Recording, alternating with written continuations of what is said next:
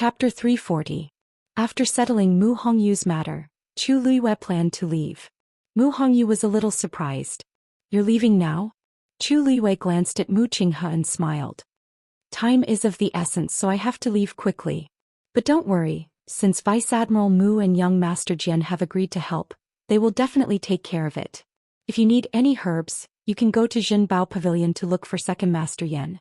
Put all the expenses on my tab. When I return I will look for him myself." Mu Hongyu shook her head resolutely. "Go away. You have already helped me a lot, how can I let you spend more?" Chu Luiyue thought about it and didn't insist. "Then tell him to give me face and ask him to help you. He will help you gather the herbs you need." The poison in Princess Consort Ping Zhang's body was indeed difficult to detoxify, but with Jian Fengqi's strength, it wasn't a problem. It was just that he might need a few special herbs. It might not be easy to find them in the capital, but Jinbao Pavilion would definitely have them. If Mu Hongyu went by herself, Second Master Yan might not be willing to take them out. That was why she asked Mu Hongyu to mention herself. In this way Second Master Yan would most likely be willing to help. Chu Luiyue didn't tell Mu Hongyu the details. But Mu Hongyu was extremely intelligent. She had already guessed something and wanted to say a lot of things, but when they reached her mouth they seemed to be stuck. In the end she only said one sentence. "Luyu, thank you." Chu Luiyue nodded. Although she didn't get along with Jian Fengqi and didn't like him, he was indeed a man of his words. If he said that he would refine pills here to help Princess Consort Ping Zhang, then he would definitely do it. Mu Hongyu's face was full of reluctance. Chu Luiyue wanted to remind her to be careful of Jian Fengqi, but she felt that it was unnecessary. Mu Hongyu was an iron tree and would only be Jian Fengqi's nemesis. Chu Luiyue looked at Mu Qinghe and asked with a smile, "Vice Admiral Mu, do you want to stay here or?" Mu Qinghe didn't say anything and left. Mu Hongyu leaned in and whispered, "Lu, don't you think Vice Admiral Mu's expression is a little bit bad?" Chu Luiyue lightly said, "Oh? I don't think so. Really." Just now for some reason his expression suddenly changed. Although he didn't expression of his expression but Mu Hongyu frowned and couldn't think of how to describe it. In short, he just felt bad, as if he thought of something bad. "I haven't seen his expression like that." Chu Luiyue smiled faintly. "I didn't notice." If possible she wanted to chase after him and ask him face to face what was wrong. Was he upset? Or embarrassed? All she did was say betrayal. What was he thinking? In the past year or so, when had he ever thought about anything related to her? Chu Luiyue took a deep breath. She suddenly wanted to know what expression Mu Qinghe would have if he knew that she was her? And those people, Luyu? Mu Hongyu suddenly felt that Chu Luiyue's aura had turned cold, and it was shrouded in a strong sense of loneliness and despair. She felt uneasy and hurriedly spoke. Chu Luiyue came back to her senses and saw her worried face. "Are you okay?" The aura on Chu Luiyue's body quickly dissipated, and a faint smile appeared on her lips. "I'm fine. Those people should be the ones who are not fine." Mu Qinghe returned to his house. It was rare for him to be in a trance, and his heart felt like it was blocked by something. It was very uncomfortable. He closed his eyes and tried to calm himself down, but Chu Luiyue's words kept echoing in his mind like the most profound curse. In this world, no matter how close the person is to you, no matter how much you trust them, there is a possibility that they will betray you. When that time comes, you may not even know how you died. The woman's clear and gentle voice rang in his ears again and again. "This is not right. This is not right." Mu Qinghe barely found a trace of rationality. He sat on the chair and habitually wanted to make himself a cup of tea. Every time he was upset he would do this to calm himself down. However, when he poured the tea he stared at the teacup and could not help but think of something. Everyone thought that he loved tea, but in fact that was not the case. It was just that making tea could always calm him down. In the past, a burning pain came and he immediately woke up. Only then did he realize that because he was absent-minded, the hot tea had spilled on his hand. He closed his eyes fiercely and angrily swept the tea set to the ground. Crush. A crisp cracking sound echoed in the room, making it seem especially empty. Hong Yao, who was standing on the windowsill, looked back at him and lazily buried its head in its wings. A sharp pain suddenly came from his heart. Mu Qinghe's expression changed. He suddenly covered his chest with one hand and gasped for breath. Immediately he took out a diamond-shaped bronze mirror with difficulty. Hong Yao did not move, but its body tensed up.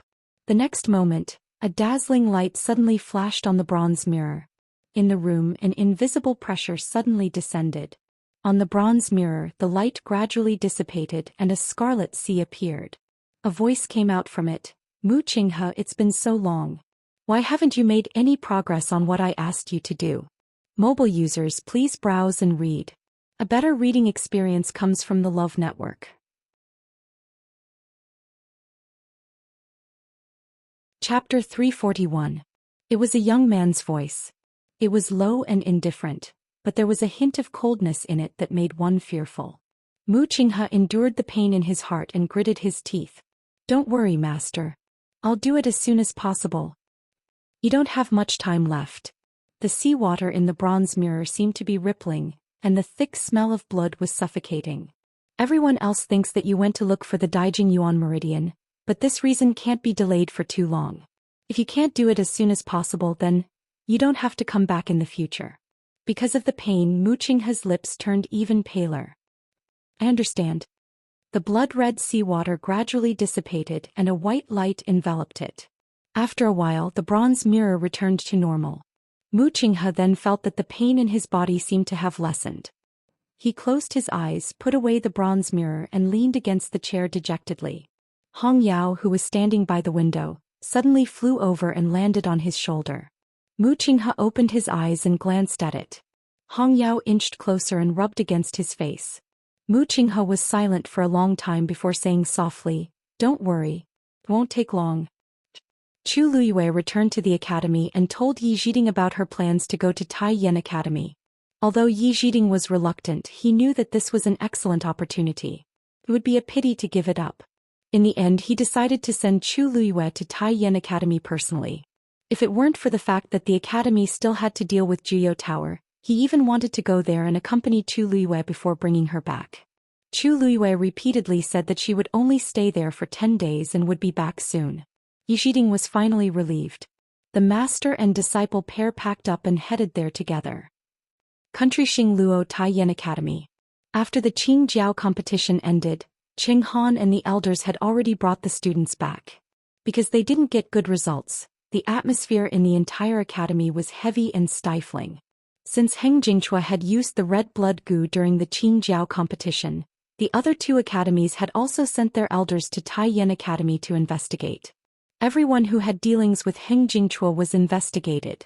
Tai Yan Academy had never experienced something like this before. Naturally, they felt extremely embarrassed this time and everyone was panicking. Who knew what kind of people Heng Jingchua had killed before he died? Even if it wasn't red blood goo, it could be some other poison. In short, the entire academy was in a mess and Qing Han was also in a terrible fix. He even handed the herb mountain, which he had always meticulously taken care of, to Situ Xingchen. The so-called herb mountain was actually one of the many mountains behind Tai Yan Academy. It was only because there were all kinds of precious herbs growing on it that it was called the Herb Mountain. However, even though the Herb Mountain was in Tai Yan Academy, it belonged to Qing Han. Thus, not to mention the students, even the elders in the academy did not have the right to approach the Herb Mountain. Situ Xingchen stayed on the Herbal Mountain for 2 days and realized that something was missing, so she wanted to go back to take it. She walked down the mountain and when she reached the foot of the mountain, she saw a few familiar figures not far away. They were a few young men and women. Even though they were all wearing the academy's uniform, Situ Xingchen still recognized them at one glance because she had always been on good terms with them. She was about to go up and greet them when she heard her name. "Why haven't I seen Xingchen these past 2 days?" asked one of the young men. Situ Xingchen's lips moved, but before she could speak she heard another young girl laugh. How can she still have the face to come out now? Situ Xingchen's body suddenly froze as if a bucket of cold water had been poured over her head. Almost subconsciously she took 2 steps back and hid behind a tree. "Xiaoyan, aren't you going overboard with your words? Xingchen didn't do anything wrong. How can you say that about her?" The young man seemed a little angry. I'm going overboard? Who doesn't know that she won first place in the Celestial Physician competition because of Chu Liuyue's pills? Luckily I didn't go this time. If not, it would have been so embarrassing. I really don't know how she still has the face to come back to the academy," said the other girl with a mocking smile. That's right. I heard them say that Chu Luiyue didn't even touch her back then. She failed because she wasn't capable enough. In the end, she actually pushed the blame to Chu Luiyue, who knew that he would really succeed. He even helped her win first place. If it were me, I wouldn't dare to ask for first place. The young man was so angry that his face flushed red. But Xianxia's talent and abilities are also very good. Who can compare to her when you're talking about her here? Of course we can't compare to her, so we've always listened to her. But this time she embarrassed the entire academy. Can't we be a little unhappy? Zhongling, we know that you like her, but why don't you think about it? Has she ever looked you in the eye? The young man choked and couldn't say anything. Situ Xianxia's standards are very high. So many young talents have proposed to her, but she didn't like any of them. Great, now her reputation is half ruined. Let's see if so many people still like her. Situ Xianxia was so angry that her entire body trembled, and her fingernails dug deep into her palms. Hadn't she suffered enough humiliation during this period of time? I didn't expect these people to talk about her like this. Countless people in Taiyan Academy and even the entire country Xingluo probably think this way. Just as she was thinking of how to deal with these people, she heard one of the girls say, "Oh, right. I heard that Tu Luiyue arrived at our academy today." Digression, I feel better after taking the pills. I don't know if it's the side effects, but I feel nauseous the whole morning.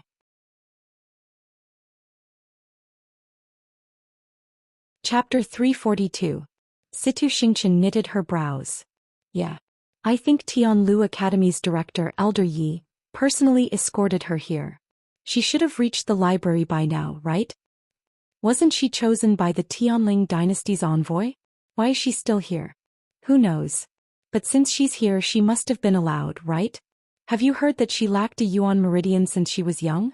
She was born a good-for-nothing, but she suddenly became a genius a few months ago? I really don't know what kind of person Chu Luiyue is. She's a genius, but it's a pity that she's engaged to country Yao Chen's Prince Li. That's a medicine pot. I heard that Prince Li is very handsome. Maybe someone likes him? Huh. The few figures gradually disappeared and their voices gradually disappeared. Situ Xianxia remained silent for a long time, and she even stood until her legs turned numb. She realized that she really couldn't accept everything that had happened. No matter if it was the Qingjiao competition or the engagement between Rong Xiu and Chu Luiyue. She pondered for a long time before turning around and returning to the herb mountain. Halfway up the mountain there were a few wooden houses. One of them was specially for her to rest. She entered the house, locked the door and sat in front of the study table. The rich herbal fragrance filled her nose. This smell always calmed her down in the past, but it only reminded her of that humiliating day now. She sat quietly for a while and took out a letter. This letter was from Rong Jin. Before she left the imperial city, Rong Jin secretly sent someone to deliver this letter. However, her thoughts were all on Rong Xiu back then, so she didn't open it. Now, she stared at the letter for a while before opening it without hesitation. The last rays of the setting sun shone in through the window and dragged Situ Xianxia's shadow very long. A ripple suddenly appeared in the air. A figure walked out and it was Elder Lian Ning. Eldest princess. A low and hoarse voice sounded in the room. Situ Xianxia then recovered her senses and shifted her gaze away from the letter. She subconsciously put it away before looking at Elder Lian Ning. Situ Xianxia saw that it was him and heaved a sigh of relief. However, her eyes were still filled with shock. Elder Lian Ning sensed that something was wrong with her and couldn't help but ask. Eldest princess, what happened to you? His gaze swept past the letter in Situ Xianxia's hands, and his expression froze. This is... When you went to investigate Chu Luiyue, did you find anything? Situ Xianxia interrupted Elder Lian Ning and asked. Even Elder Ning did not continue to delve into the letter. He only bowed slightly. We found two things. Firstly, on the 10th of July, Chu Xianmin sent someone to assassinate Chu Luiyue. Those people took Chu Luiyue out of the imperial capital and wanted to kill her in the forest. However, on that day Chu Luiyue did not die. Instead, he returned safely to the Chu family. Situ Xianxia knitted her brows. She had also heard about Chu Xianmin's incident. It was normal for her to secretly kill Chu Luiyue in order to become the crown princess. You think there's something wrong with this? Of course. Your Highness, don't forget that Chu Luiyue was still a good-for-nothing with a damaged Yuan meridian back then. As for the people Chu Xianmin sent, according to my investigation, one of them was a Stage 3 warrior. Situ Xingshan was stunned. Even though a Stage 3 warrior was not considered strong, it was not difficult for him to deal with a girl who had no cultivation. If Chu Luiyue returned alive, then what about the other 3 people? They're dead. A strange smile appeared on Elder Lian Ning's face. Also, it's the kind where no one knows if they're alive or dead. As the 3 people's identities were ordinary and Chu Xianmin was afraid of being exposed, she purposely suppressed this matter. Hence, their disappearance did not attract anyone's attention. Coincidentally, Chu Luiyue underwent a drastic change from that day onward. After returning to the Chu family, she bought many herbs from Zhenbao Pavilion. Not long after, she was admitted to Tianlu Academy. Everyone knew what happened after that. Many guesses flashed across Situ Xingshan's mind. She hurriedly asked, "What about the second matter?" The second matter is coincidentally related to that forest. You probably don't know that country Yao Chen's 4th princess, Rongzhen, has gone missing. Situ Xingshan knew about Rongzhen, but they did not interact much, so she did not have a deep impression of her. Didn't her pearl of essence shatter and she's been recuperating in the palace? Why did she suddenly go missing? Also, there doesn't seem to be any news about this. Even though she returned to Taiyan Academy, she did not cut off contact with the outside world. If Rongzhen really went missing, such a big matter should have spread.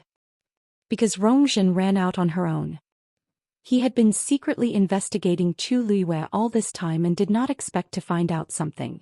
That day, Chu Luiyue was forcefully taken away from Tianlu Academy by a Stage 5 warrior. I hid my aura and followed them all the way. In the end, I discovered that they went to that forest. I did not follow them in, but not long after, Chu Luiyue came out. After that, people started secretly searching for Rongzhen's whereabouts in the imperial city. As long as all these things were connected, it was not hard to imagine what happened that day. Situ Xingshan was shocked and only spoke after a while. That means that Chu Luiyue killed Rongzhen? Elder Lian Ning pondered for a moment. That might not be the case, but after she left, I went into that forest to search, but I didn't find any traces. As for the Empress, she still doesn't dare to make a big fuss about it. Situ Xingshan's eyes sparkled as she softly muttered, "That's so. In that case, Chu Luiyue's actions are really secretive. But there's no such thing as an absolute secret in this world. She probably didn't expect that the things she did were already known by others. Ha! What a joke. She has both fame and fortune now, and she even came to our academy's library. Eldest princess, what do you plan to do?" asked Elder Lian Ning. Rongzhen must have another reason for targeting Chu Luiyue. What do you think? Rongzhen was doted on in the past. Even if her pearl of essence shattered and she became a useless person, she was still the honorable 4th princess. When did other people have the right to decide her life and death? There hasn't been any news from country Yao Chen, so it's obvious that Emperor Zhou doesn't know about this. That was his daughter that he doted on the most. If he knew about this, I really don't know how sad he would be, said Situ Xingshan slowly with a tinge of pity on her face. However, her eyes flashed with a cold and vicious light that disappeared in an instant. "You're saying, Elder Lian Ning, it's been hard on you during this period. Leave the rest to me." Situ Xingshan took out a pen and paper. "I'll tell this to the people who should know about it. Mobile users, please browse and read. A better reading experience comes from Love Network."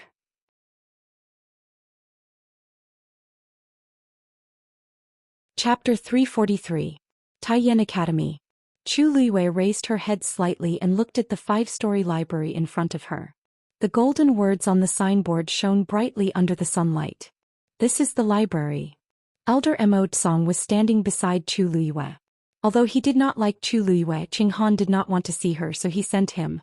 2 young men in academy uniforms standing at the entrance bowed respectfully when they saw the 2 of them. "Greetings, Elder Song." Elder Song nodded and looked at Chu Luiyue coldly. "For a period of time from now on, you can borrow any of the books here. Come in with me." Chu Luiyue did not mind his attitude and followed him in. As soon as they entered, Chu Luiyue saw that the walls were filled with all kinds of books. There were rows of shelves in the middle and they were also filled with books. She quickly scanned the place. Elder Song stopped in his tracks and turned to look at Chu Luiyue. However, he did not see the shock on her face. He coughed and emphasized, "This is the first floor. There are tens of thousands of books related to cultivation on the first floor." Chu Luiyue nodded calmly. Elder Emote Song was even more displeased. The collection in Tai Yen Academy's library was as vast as the sea. It was rare for an ordinary family to have a few books on martial techniques. Even the aristocratic families would only have a few hundred books at most. However, they had tens of thousands of books here. Chu Luiyue did not react at all after hearing his words. This made Elder Emote Song very aggrieved. He could not help but sneer secretly. She was just pretending. "I heard that Tianlu Academy has a lot of books too. Although it's not as good as ours, there should be at least a few thousand books, right?" he asked casually. Chu Luiyue nodded again. "Yes. Many of the books here are not available in our academy." Elder Emote Song laughed proudly. Just as he was about to say something, Chu Luiyue continued. "Master said that although the academy is big, he would rather leave it empty than leave it for trash." Elder Emote Song almost spat out a mouthful of blood. Trash. Did Chu Luiyue know what he was saying? You're saying these are trash?" Chu Luiyue smiled. "Please don't misunderstand. That's not what I meant. I'm just saying that a part of this place is you." Elder Emote Song suppressed the anger in his heart and shouted in a deep voice. "Chu Luiyue, you'd better be polite. If you continue to speak rudely, we'll chase you out even if you get first place in the Qingjiao competition." Chu Luiyue looked at him sincerely. "Elder Emote Song, you're overthinking things. I'm not being disrespectful to your academy, but many of the books here are indeed not worth collecting." As she spoke, she walked to the side and casually picked up a book. Tiger Wolf Fist, Intermediate Yellow Grade. The martial techniques that warriors cultivate are divided into 4 levels: Heaven, Earth, Black, and Yellow. Each level is further divided into upper, intermediate, and lower levels. Yellow is the lowest level. Moreover, it's only an intermediate level, so it's not worth mentioning. Normally, martial techniques of this level are meant for Stage 2 warriors, right? Chu Luiyue's lips curled up. But our academy only accepts warriors who are Stage 3 and above. Thus, our academy doesn't have any books like this. Elder Emote Song was speechless. Their academy recruited more students than Tianlu Academy, so their standards were naturally not as high as Tianlu Academy's. There were still many Stage 2 warriors in Tai Yen Academy. Apart from that, they were passionate about collecting all kinds of books. They had the most books among the 3 academies and they were proud of it. Why did it sound so cheap when it came from Chu Luiyue's mouth? What do you know? It's not only high-grade martial techniques that are worth collecting. Tai Yen Academy's book collection is all-encompassing. It can be described as complete. Chu Luiyue smiled but did not say anything. If this little library could be considered as complete, then she really didn't know how to describe her private study room in her previous life. Seeing Chu Luiyue's smile, Elder Emote Song somehow felt even more uncomfortable. Chu Luiyue did not say anything, but he felt inexplicably embarrassed. "This is only the first floor. You won't say that when you see the books upstairs." With a flick of his sleeve, he began to walk up the stairs. Chu Luiyue raised his brows slightly. "I hope so." Elder Emote Song stopped in his tracks. "I shouldn't have come if I knew this would happen. Chu Luiyue can anger someone to death with just one mouth. She better not be too presumptuous during this period.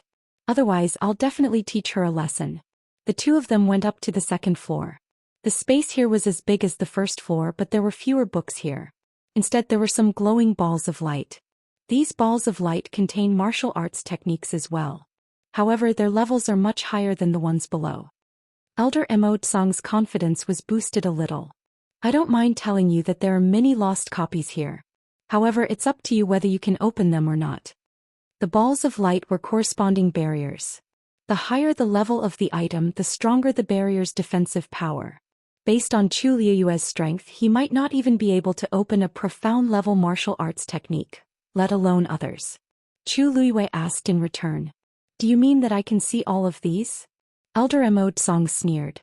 "As long as you can do it, it's up to you." Chu Luiyue did not seem to notice the mockery in Elder Emote Song's voice. A sincere smile appeared on his face. "Your academy is really generous." Elder Emote Song's heart skipped a beat. He felt that something was amiss. After thinking for a while he could not figure it out, so he gave up. He raised his hand and pointed upstairs. The third floor is filled with Xian formations. The fourth floor is filled with prescriptions. I still have things to do, so I won't be showing you.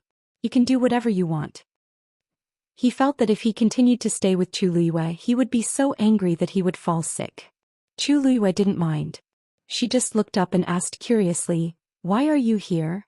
"Then what about the fifth floor?" Elder Mo Tsong's expression turned serious. "Only the academy head is allowed to enter the fifth floor. Although you can read here for free for a month, that doesn't include the fifth floor." Chu Luiyue nodded. "The books on the fourth floor should be enough for you to read.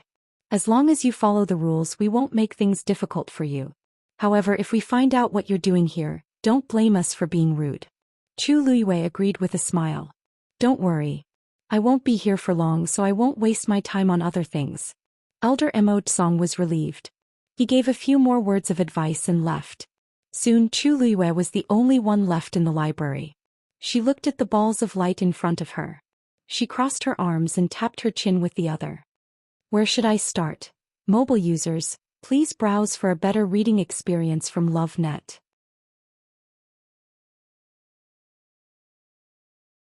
Chapter 344. Elder Mo Tsong walked out of the library and looked at the two guards. "Be careful during this period of time. Apart from the first floor, all books borrowed from the other floors must be recorded in the book. If there are any abnormalities, inform me as soon as possible." The two guards replied respectfully. "Yes." Elder Mo Tsong was slightly relieved and couldn't help but turn around to take a look. The door was closed and everything was peaceful. Although Chu Luiyue's words were harsh, this was Tai Yan Academy after all. She was a smart person and wouldn't cause any trouble for him. But for some reason he felt uneasy. He didn't know where this uneasiness came from, but he felt as if his heart was suspended in mid-air, as if an accident would happen at any time. He frowned and felt that he might be overthinking. He erased the worry in his heart and turned to leave. However, as soon as he left, the two guards standing at the door suddenly sensed something and looked at the gray-white stone tablet placed on the right side of the door of the library. At this moment, a line of words suddenly appeared on the stone tablet. "Snow Walk, Middle Stage, Mystic Stage." After a while, the words on the stone tablet gradually converged and formed a star that shone brightly on the stone tablet. "This has already started?" one of them asked in bewilderment. "How is this possible?" She opened a middle stage mystic stage martial arts technique. "Didn't they say that Chu Luiyue is only a stage 2 warrior now? How can she open a book of this level?" The other person immediately denied. "But her strength is comparable to a stage 4 warrior. Logically speaking, she should be able to do it, right? But even a stage 4 warrior needs some time to open a middle stage mystic stage martial arts technique." Elder Mo Tsong just left, and Chu Luiyue opened it less than 15 minutes ago. How could she do it? Could it be someone else in the library who took it? According to the rules, the students of our academy are not allowed to enter the library unless there are special circumstances. She is the only one in the library now. The two of them looked at each other and saw the shock in each other's eyes. If their guess was correct, it meant that Chu Luiyue was stronger than they thought. Don't worry. Even if she opened the book quickly, it would still take a lot of time to study. It wasn't like this had never happened before, but usually those people would only be able to read 100 books at most in a month. Among them, there are only a few who are truly proficient. That's true. Let's record down the first book she borrowed. One of them took out a booklet from his bosom and recorded the words that appeared on the stone tablet. However, before he could finish writing, another person suddenly exclaimed. He looked up in confusion. "What's wrong?" The man was dumbfounded. His hand, which was pointing at the stone tablet, trembled slightly. That. She has already opened the second book. What? The man in charge of recording hurriedly looked over and saw another line of words appear on the stone tablet. Scarlet Flame Chop. Mystic Middle Stage. Another Mystic Middle Stage martial skill. The two of them were stunned. The impact of this matter on them was so great that they didn't dare to confirm that it was true for a moment. I'm not seeing things right. It's Mystic Middle Stage. The man in charge of recording rubbed his eyes. The words had turned into a second star right next to the first. In other words, These two books were of the same level. Chu Luiwei had indeed opened the second mystic middle stage martial skill. This. How did she do it? She should have only read the beginning of the first book, right? How did she open the second one? Maybe she's just picking a martial skill that she likes, that's why she read it so quickly? That's possible. A cultivator's time and energy are limited. Choosing a suitable book to study carefully might be better than reading 10 books. But even so, the speed at which she opens the books is too fast. If she keeps doing this, impossible. There are barriers on the books. Every time she opens one, she has to use up a portion of her energy. How can she keep doing this? Forget it, let's not worry about this for now. Record down the second book as well. If Elder Immortal Song finds out that we missed something, he won't let it go so easily. At this point he suddenly stopped. The two of them exchanged glances again. Given the current situation, if this continued, Elder Immortal Song would most likely break down. In the library, Chu Luiwei quickly read through the book in her hands. Then she put it back and shrugged her shoulders in disappointment. Another mystic middle stage. Ever since Elder Immortal Song left, she had been staying on the second floor. She randomly picked a bookshelf in the middle and started reading. To her disappointment, she had already browsed through the entire bookshelf, but the best one was only at the middle stage of the profound stage. Most of them were lower stage mystic. Chu Luiwei helplessly walked to another bookshelf. Suddenly she saw a book from the corner of her eye. She focused her eyes on it. Upper yellow stage. Chu Luiwei was shocked. She had thought that the books here were at least mystic stage. She did not expect there to be books of this level. She rubbed her forehead and started to feel that she had been too polite to Elder Immortal Song. She continued reading helplessly. This time she really wanted to find a few good books to read and learn some new martial arts techniques. This was because, unlike Xian formations and prescriptions, high-level martial arts techniques were passed down by sections. Under normal circumstances, the martial skills displayed by martial artists could reveal their origins and so on. It was the same for her. There were many high-level martial arts techniques stored in her mind, but they belonged to her in her previous life. Once they were displayed, people would definitely notice that something was wrong. Therefore, although she planned to continue learning these martial arts techniques in secret, she had to choose some new ones at the same time. Although she was a little disappointed, she still read through all the books to avoid wasting them. She had an eidetic memory. Even if she only skimmed through them quickly, she could still remember them clearly. Moreover, because she had once learned high-level martial arts techniques, she could always understand these high-level martial arts techniques very quickly. Chu Luiwei walked along the bookshelf and read one book after another, as if she was constantly throwing books into her mind. One book. Another book. Why is she still continuing? The two guards outside the library saw a large patch of starlight gradually lighting up on the grayish-white stone tablet and finally collapsed. Mobile users, please browse for a better reading experience from Love Network.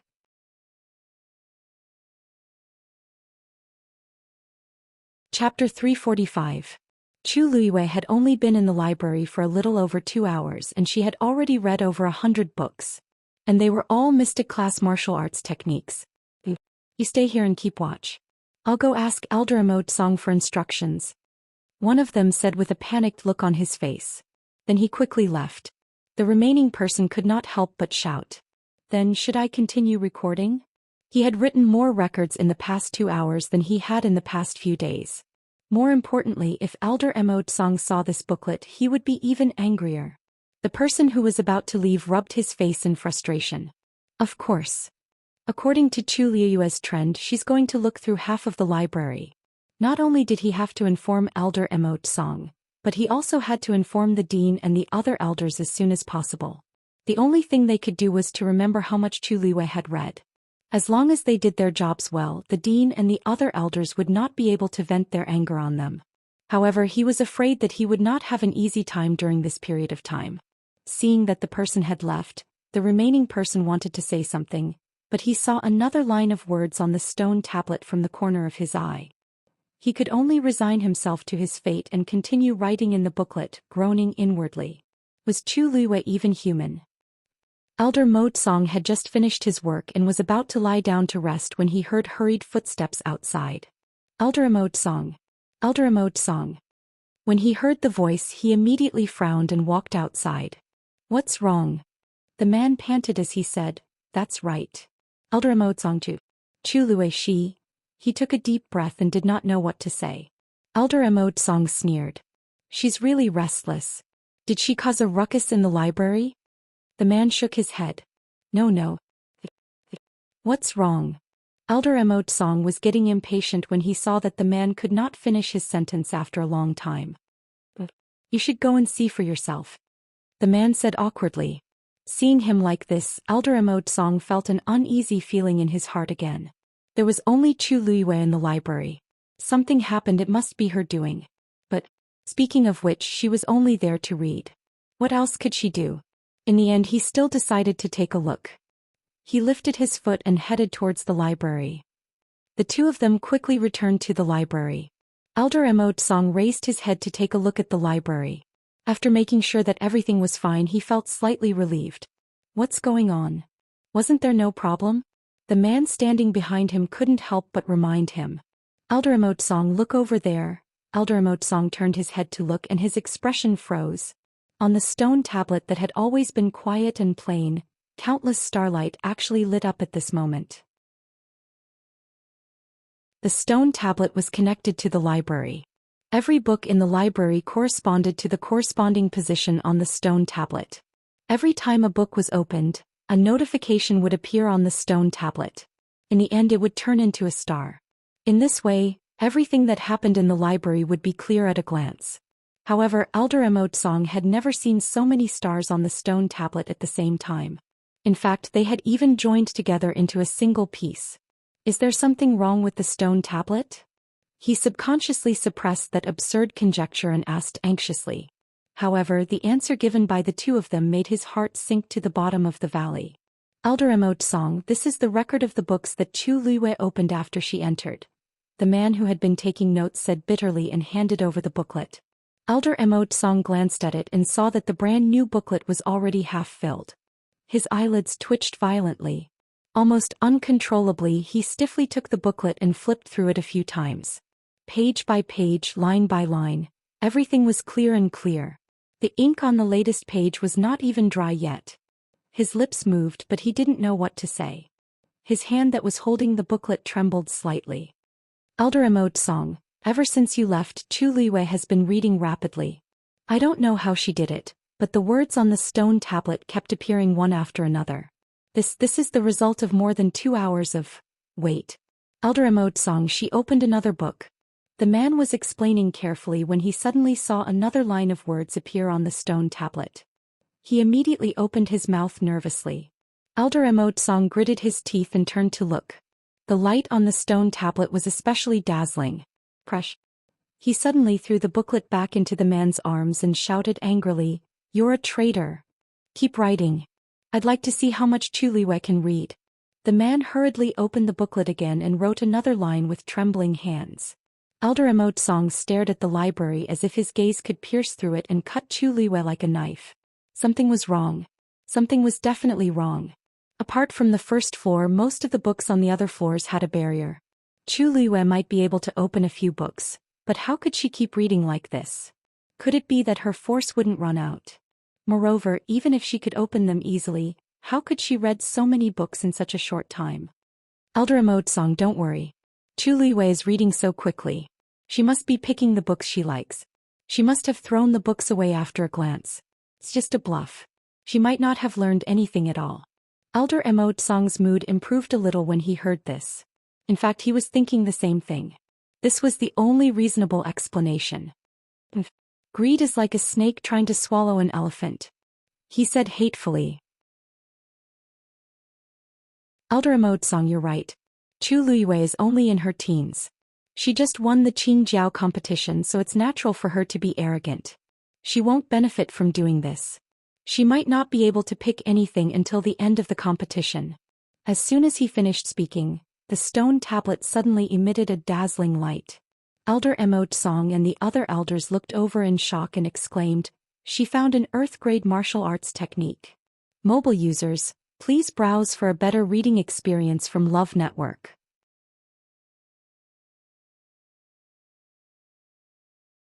Chapter 346. Jingxian Finger, Lower Earth Rank. A line of words appeared clearly on the stone tablet. It was indeed an Earth Rank martial arts technique. The man in charge of recording looked at Elder Emotsong with his mouth agape. According to the rules, the activation of an Earth Rank martial arts technique had to be recorded separately. Furthermore, the dean and all the elders had to be informed. Elder Emotsong's heart was boiling like lava. He didn't know how to vent his anger. All he could do was bellow. "Hurry up and record it." Yes. The man hurriedly took out another book and recorded it down with trembling fingers. The person standing behind Elder Emotsong was even more flustered. He tried his best to minimize his presence, not daring to utter another word. He even held his breath. Everyone could see that Elder Emotsong was on the verge of exploding. Anyone who dared to approach him would be in trouble. Elder Emotsong raised his head abruptly and looked at the second floor of the library. Although there were many books in the library, there were only a few books on Earth-rank martial arts techniques. Moreover, they were all hidden very well. How did Chu Luiwei find it? He wanted to rush in and chase Chu Luiwei out, but he could not. In the end, Chu Luiwei was only reading in there.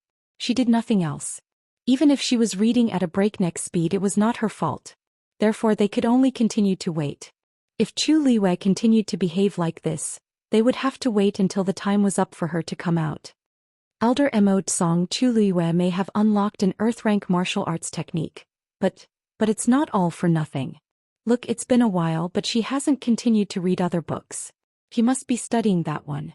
According to the agreement, she can only enter the library to borrow books, but she can't take them out. Therefore, she must be spending all her time on that one book. What do you think? The man in charge of recording said cautiously. Elder Emotsong's face darkened.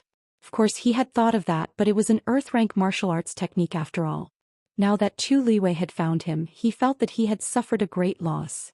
Last year, the student who obtained first place in the Qingjiao competition didn't manage to obtain an Earth-rank martial technique from the other academies. You guys stay here and watch. I'll report this matter to the president. Yes. When Elder Emotsong arrived at Qing Han's residence, it was already night time. Light seeped through the window of Qing Han's room. Standing outside the door, Elder Emotsong could vaguely hear the voices of several people talking. He knocked on the door and the voices inside stopped. The door was opened. It was Qing Han. Under the illumination of the lantern light, his complexion did not look very good. "Emotsong? Why are you here? What is it?" Elder Emotsong looked over his shoulder. There were two other people in the room. They were the people sent by the other two academies to investigate Heng Jingchua and Yang Jianqing. It seemed like the three of them didn't have a good conversation. Elder Emotsong hurriedly replied. "Dean, there is an urgent matter that I need to inform you immediately." Qing Han was troubled by these two people and didn't know how to get rid of them. Elder Emotsong's arrival came at the right time. He glanced at Elder Emotsong and asked, "Elder Emotsong? Is it urgent?" Elder Emotsong understood and nodded without hesitation. Qing Han turned to look at the two people. "I'm sorry, but it seems like we have to stop here today." The two people knew that Qing Han was trying to escape, but they didn't want to expose him, so they got up and left. After they left, Qing Han let Elder Emotsong into the room and heaved a sigh of relief. Elder Emotsong asked tentatively, "Dean, it seems like things aren't going well?" Qing Han was frustrated. Yang Jianqing and Heng Jingchua are both dead, and there isn't even a corpse left behind. Where am I supposed to find any clues? They've already followed them to the academy, but they still haven't found anything. If they can't find anything, they'll just say that I'm covering for them. Qing Han felt that he was being wronged. However, the matter had blown up and everyone knew that they were investigating, so he couldn't just chase them out. He rubbed his temples. "Forget it, let's not talk about this anymore. Why are you here?" Elder Emotsong's anger had mostly subsided, but it was mostly replaced by uneasiness and anxiety. Before he came, he had been thinking about how to tell the dean about this. Be it the dean or Taiyan Academy, they had all suffered too much at the hands of Chu Luiwei. This matter would only make things worse. After deliberating for a long time, he finally decided to tell the truth. Chu Luiwei found an Earth-grade martial arts technique in the library. Qing Han's expression froze. Elder Emote Song had already expected this reaction, so he tried to persuade him. Dean, don't worry, which one did she find? Qing Han asked in an urgent tone.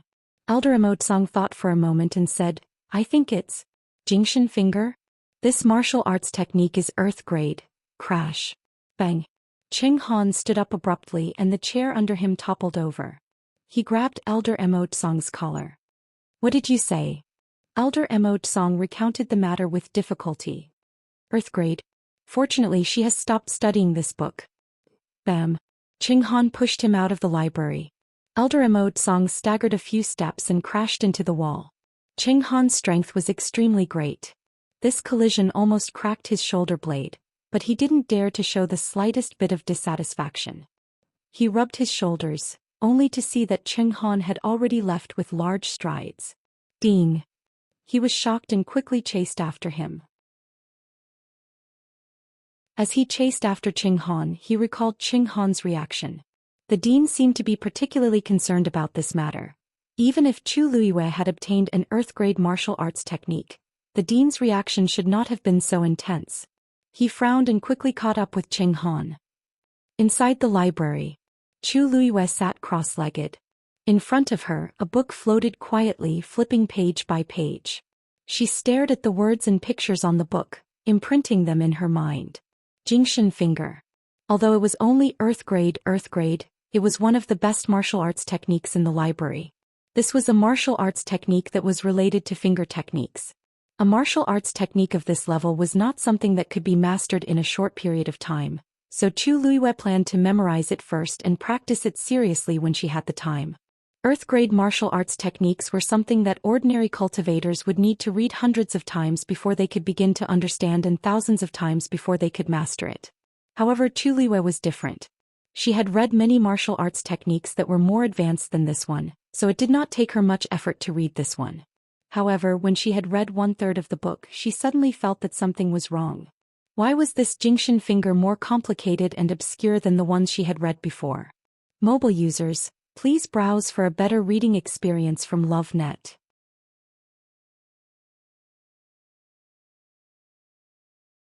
Chapter 347. She started reading from the beginning with uncertainty and realized that her intuition was right.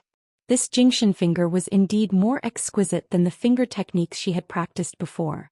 It was not obvious at the start, but the feeling became stronger as she read on. Looking at the middle, Chu Luiyue could already imagine what kind of shocking power Jingshan Finger would have after successfully cultivating it. Her heart raced uncontrollably, and all the blood in her body seemed to be boiling. She guessed correctly, this Jingshan Finger was definitely at the level of an upper-stage earth-stage martial art. Even in the Tianling dynasty, an upper-stage earth-stage martial art technique was rare. Chu Luiyue really did not expect that such a martial art technique would be hidden in the inconspicuous library of Taiyan Academy. After a short moment of excitement, another question surfaced in Chu Luiyue's mind. Since this Jingshan Finger was comparable to an upper-stage earth-stage martial art technique, why was it judged as a lower-stage earth-stage martial art technique? Moreover, the people of Taiyan Academy did not seem to know the true level of this Jingshan Finger. Otherwise, they would not have casually placed it on the second floor. Chu Luiyue maintained the doubts in her heart and continued to look behind. When she finished 2/3 of the book, she finally realized something. This martial art technique seemed to be incomplete. Of course, this book looked intact from the outside. There were no gaps and the contents were very coherent. If one did not look carefully, they would not be able to tell that there was a problem. However, Chu Luiyue had practiced an earth-stage martial art technique before, so she quickly realized that this Jingshan Finger was not the complete version. Chu Luiyue frowned and continued reading. After flipping through this book, she finally confirmed her guess and knew why it was only classified as a lower-stage earth-stage martial art technique. This Jingshan Finger was indeed an incomplete martial art technique. If someone practiced according to the instructions in this book, they would still be able to master an earth-stage martial art technique. However, the power that could be used would be greatly reduced compared to its original potential. However, if one could find the missing parts of this Jingshan Finger and complete it, it would instantly increase by a few levels. Although a low-level Earth-rank martial skill was precious, it was not worth mentioning when compared to an upper-level Earth-rank martial skill. Now that there was a chance to obtain an Earth Stage upper-level martial skill, Chu Luiyue naturally wouldn't let it go. She looked at the Jingxian finger again, imprinting it deeply into her mind. After that, she stood up and continued searching, hoping to find other things related to the Jingxian finger. Outside the library, night fell and the sky was completely dark. Qing Han rushed over from afar and saw that the surroundings were dark. Only the candlelight on the second floor of the Compendium Pavilion was exceptionally clear. His heart felt as if it had been struck by something. Then he quickened his pace and rushed over. The two guards in charge of guarding the library saw his figure and immediately saluted in fear and trepidation. "Greetings, Principal." Qing Han ignored them and immediately looked at the stone tablet beside him. The stone tablet, which had always been dull and plain, was now lit up with a large amount of starlight. Above the vast expanse of starlight, there was an abnormally bright star. Even if all the other stars were added together, they wouldn't be as dazzling as this one. His vision turned black and he staggered, almost falling to the ground. "Principal? What's wrong?" The two guards saw that something was wrong with Qing Han and asked carefully. Qing Han held his forehead and lowered his head in silence for a while. Only then did he suppress the emotions in his heart and calm himself down. He turned around and hid the trace of panic in his eyes. "How much has Chu Luiyue read now?" "Principal, don't worry. Ever since Chu Luiyue entered, all the books she has read have been recorded. They are all in these two booklets. Please take a look." One of them immediately handed the booklets over. Qing Han took the two booklets. Obviously, one was a normal record and the other was a special record of Earth rank martial skills. He quickly skimmed through the two books. In fact, he was no longer interested in the normal record book. Even though it was almost filled with words, it was not as shocking as the lone line of words on the second booklet. His face was like a stiff mask. Although there was no expression on his face, it looked inexplicably unnatural. It was so strange that it sent chills down one's spine. "Principal," Chu Luiyue read very quickly in the beginning, "but ever since she found the Earth rank martial skill, she hasn't done anything." The other person quickly glanced at Qing Han, trying to ease the atmosphere. However, he soon realized that Qing Han's face had turned even uglier. "Shut up." Qing Han couldn't take it anymore and threw the booklet at the person who spoke. That person was terrified and immediately knelt down to apologize. "Principal, please calm down. Please calm down." Seeing this, the other person felt a chill in his heart and quickly knelt down as well. They had never seen the principal so angry in public. The principal seemed to be angrier than expected about this matter. At this moment, Elder Immerse finally caught up with them. He saw the two people kneeling on the ground begging for mercy and stopped in his tracks. Even though Qing Han's back was facing him, it wasn't hard to imagine what kind of expression he had. Just as he was hesitating about what to say, another line of words appeared on the stone tablet. "Faceless Manual, Middle Stage, Dark Rank." Chu Luiyue started again. He immediately said, "What are you waiting for? Hurry up and continue writing." The two people who were kneeling on the ground were shocked. They quickly looked up and saw the words on the stone tablet. Their faces all paled in unison. Didn't Chu Luiyue already open an Earth rank martial skill? Why did she start reading other books? Qing Han also noticed this and immediately looked over. When he saw that it was only a dark rank martial skill, his tense heart relaxed a little. Elder Immerse walked up to him. Seeing that his expression was less tense, he advised him in a low voice. "Earth rank martial skills are difficult to understand. With Chu Luiyue's current level and strength, it would be difficult for her to read through it. Seems that she has given up." Qing Han rubbed his eyebrows. "I hope so." However, in the next moment he suddenly thought of something. His eyes widened and he looked at the second floor. What if Chu Luiyue didn't give up? As if to confirm his guess, another line of words appeared on the stone tablet. It was still a dark rank martial skill. The stars on it were still increasing. In other words, Chu Luiyue was still looking for something. Qing Han's heart was filled with fear. Could it be that Chu Luiyue had discovered the secret in the library? Mobile users, please browse for a better reading experience from Love Network.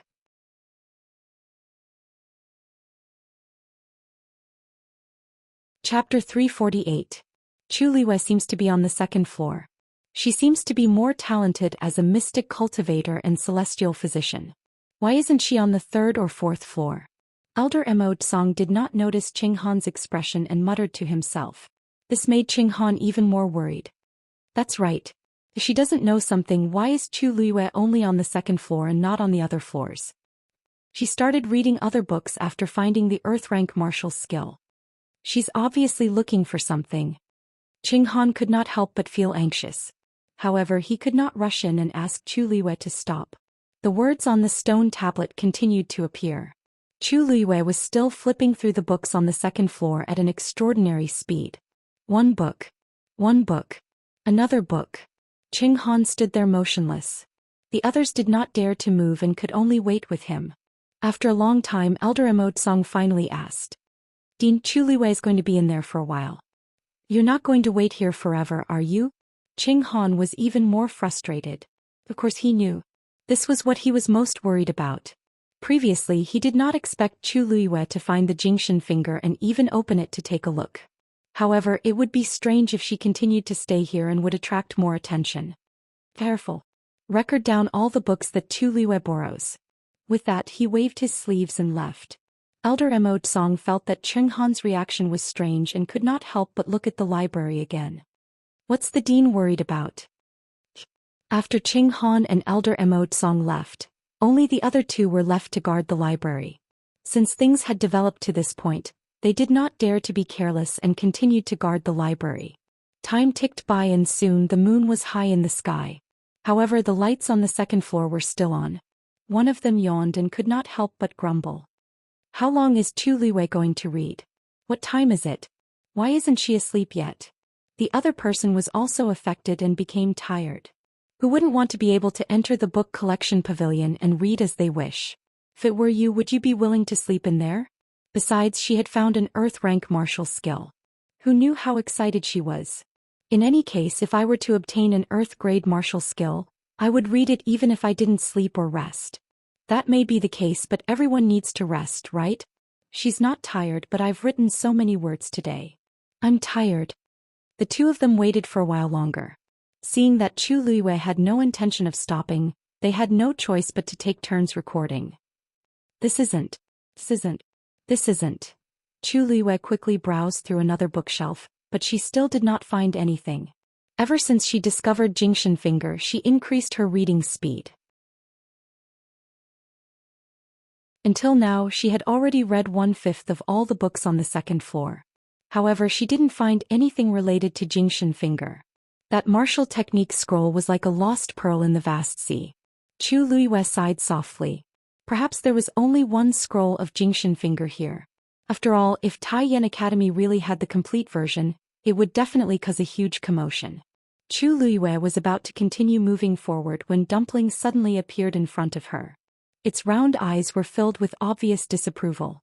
She was stunned for a moment. Dumpling, what's the matter? Dumpling crossed its paws and placed them under its head. Chu Luiyue couldn't help but burst out laughing. You want me to sleep? Dumpling nodded vigorously. Chu Luiyue shook her head. Don't worry, I'm not sleepy now. She had been thinking about Jingxian finger and didn't want to rest. Just as she was about to move forward again, Dumpling stopped her again and shook its head frantically. Chu Luiyue smiled helplessly and tapped its head. Right, stop shaking me. I'll go to sleep. Only then was Dumpling satisfied. It pounced on her and rubbed its head against her face. Perhaps because it was too tired, it fell asleep very quickly. The next morning, Chu Luiyue woke up very early and continued following the path that she saw the day before. The two people in charge of recording outside the library had stayed up all night and had obvious dark circles under their eyes. They couldn't even remember when Chu Luiyue ended yesterday. They only realized that Chu Luiyue had started again. The two of them were angry but didn't dare to say anything. They could only accept their fate and continue recording. Qing Han didn't sleep well the entire night. Even when he woke up in the morning, the frightening images in his mind hadn't dissipated. They were all related to Chu Luiyue. Jingxian finger. He felt uneasy and planned to take another look at the library. However, he was stopped not long after he walked out. It was still about the people investigating Yang Jianqing and Heng Jingchua. The families of these two people had been brought over and needed to be interrogated by the people from the three academies. Qing Han had no choice but to leave with them. The matter at the library was temporarily put aside. Country Yaochen, the palace. The Empress looked at the two people standing in front of her and couldn't help but ask. Is there really no news? The two of them nodded. Her Majesty, we've secretly searched the entire imperial city, but we still haven't found any traces of the fourth princess. The Empress seemed to have lost all her energy as she leaned against the chair dejectedly. It had been a few days, but there was no news of Zhou. These two were from the Xi family. Since they said so, it meant that they really couldn't find her. The Empress closed her eyes weakly. She wanted to ask Si Ting to find out more information from Chu Liyue, but Si Ting refused. Before she could find a suitable person, Chu Liyue went to Tai Yan Academy. She really had no other choice now. I understand. You can go back first. She waved her hand and asked the two of them to leave. Everyone in the palace knew that they were from the Xi family, and they claimed that they were here to deliver things on behalf of the Xi family. Hence they naturally couldn't stay for long. After the two of them left, the Empress sat in her seat and didn't speak for a long time. What's bothering you, Empress? Suddenly a familiar voice sounded from the door. The Empress was shocked as she looked up and saw Emperor Zhou standing there. She was shocked and hurriedly stood up to bow. Greetings, Your Majesty. Emperor Zhou walked over and helped her up. You don't have to be so polite, Empress. The Empress smiled and looked at the few palace servants at the door as she reprimanded them. His Majesty is here, but none of you reported his arrival. You, Empress, you don't have to be angry at them. I didn't want them to be like this on purpose. Emperor Zhou shook his head and didn't care. The Empress hurriedly adjusted her expression and smiled. Since Your Majesty has said so, I naturally have no reason to pursue the matter. You haven't been here for a long time and I'm really flattered. Emperor Zhou said, I've been a little cold to you and your son recently. I heard that you weren't in a good mood recently, so I came to take a look. Oh right, I haven't seen Zhou in a long time. Why don't you come with me? Mobile users, please browse and read. A better reading experience comes from Love Network.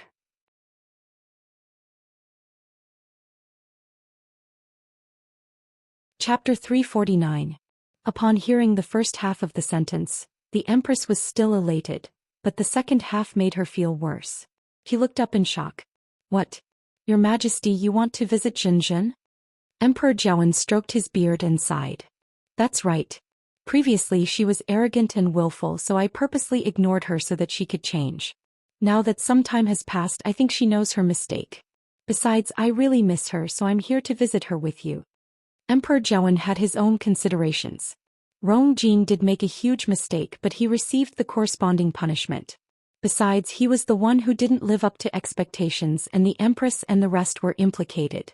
He just wanted them to be more wary of Zhou, but he didn't plan on making Zhou unable to recover. As for Zhou, she was his favorite daughter in the past, so he couldn't bear to let her go. Hence, after these few days, he took the initiative to ask the Empress to visit Zhou. The Empress hesitated. Your Majesty, Zhou hasn't been in a good mood recently, and she's been locking herself in her room. I'm worried that she might do something to offend you if you go. Why don't you wait for her to calm down before visiting her? Emperor Zhou knitted his brows. Locking herself up and refusing to see anyone? What's wrong with her again? Who provoked her again? The Empress smiled apologetically. You actually know that it's because of Vice Admiral Mu. Previously she had been hoping to get Vice Admiral Mu to help heal her broken pearl of essence. But, you know what happened after that? She's very upset because of this. Emperor Zhou's expression softened. No wonder. He originally wanted to speak up for Zhou, but Mu Qinghe wasn't someone who was easy to talk to. Besides, Zhou had offended him and made him impatient. Hence, it was even more impossible for him to help. Given the current situation, Zhou could only blame herself for being unlucky. I heard that Chu Liyue pleaded for Princess Yongping and got Vice Admiral Mu to invite a celestial physician from the Tianling dynasty to treat Princess Consort Ping Jiang. The Empress lowered her eyes, looking sad. This concubine is truly envious. It's a pity that Zhou and Chu Liyue had some conflicts back then. Otherwise, I really want to ask her for help. Perhaps Zhou can. As she spoke, she wiped her tears with a handkerchief as if she was very sad and regretful. However, she kept glancing at Emperor Zhou from the corner of her eye. What disappointed her was that Emperor Zhou didn't look angry at all. She felt a little depressed. As a princess, Rongzhen was treated worse than Chu Luiyue and Mu Hongyu. Why was His Majesty not angry at all? However, she didn't know that Emperor Zhou had been to the Tianling dynasty before and knew how powerful it was. He clearly knew that he and the entire country Yaochen were nothing but ants in Mu Qinghe's eyes. What Mu Qinghe wanted to do and who he wanted to help was his own business. Who was he to say anything? Emperor Zhou pondered for a moment and said, "That's right. You can't be blamed for this. In the unseen world, everything had its own destiny. However, she can't go on like this. Forget it. I'll go and take a look myself." The Empress was shocked and she couldn't be bothered to wipe her tears. "Your Majesty, I think it's better to let Xinjin calm down for a while, right? You know her personality. The more you force her, the more disobedient she becomes." Emperor Zhou knitted his brows and stared at the Empress. "Empress, you seem to not want me to see Xinjin. This is weird." In the past, the Empress would always think of ways to invite him over. Of course, he knew that the Empress wanted to show his love for Rongzhen, so he would turn a blind eye most of the time. However, today was really weird. "No, I'm just. The Empress retorted without thinking, but she didn't know how to continue. Emperor Zhou was even more confused. His expression became stern. "Since you're not willing to go, I'll go myself." After saying that, he lifted his foot and walked outside. The Empress was completely flustered. "If I don't stop His Majesty, the consequences will be unimaginable." She followed him without thinking. At the same time, she kept thinking of reasons in her mind. However, Emperor Zhou seemed determined to go. Just as she was in a terrible fix, a person rushed over from the opposite direction. "Your Majesty, urgent report." Emperor Zhou finally stopped and asked with knitted brows, "What urgent report? Why is it so urgent?" The person presented a wooden box with both hands. "Your Majesty, you'll know when you read it yourself." Emperor Zhou glanced at the wooden box and his expression turned serious. "This is the box that country Xing Luo's emperor used to communicate with him secretly, so it must contain the other party's secret letter. Why is there news at this time?" The Empress took a look and recognized what it was. She was elated. "This is indeed an urgent report, and His Majesty will definitely deal with this first. No matter how urgent Rongzhen's matter is, it can't be more important than the country's matters." As expected, Emperor Zhou held the wooden box in his hands and glanced at the Empress. "We'll end it here today. I'll go and see Rongzhen after I settle this." The Empress couldn't ask for more. "Don't worry, Your Majesty. I'll personally visit Xinjin later and patiently counsel her." Emperor Zhou felt that something was amiss, but he couldn't care less now. Return to the Imperial Study. Eunuch Min flicked his horsetail whisk. "Set up the Imperial Study." The group of people left in a grandiose manner. The Empress only heaved a sigh of relief when their figures disappeared in front of her. However, she knew that she had to find Rongzhen as soon as possible. His Majesty already has suspicions and he will definitely continue.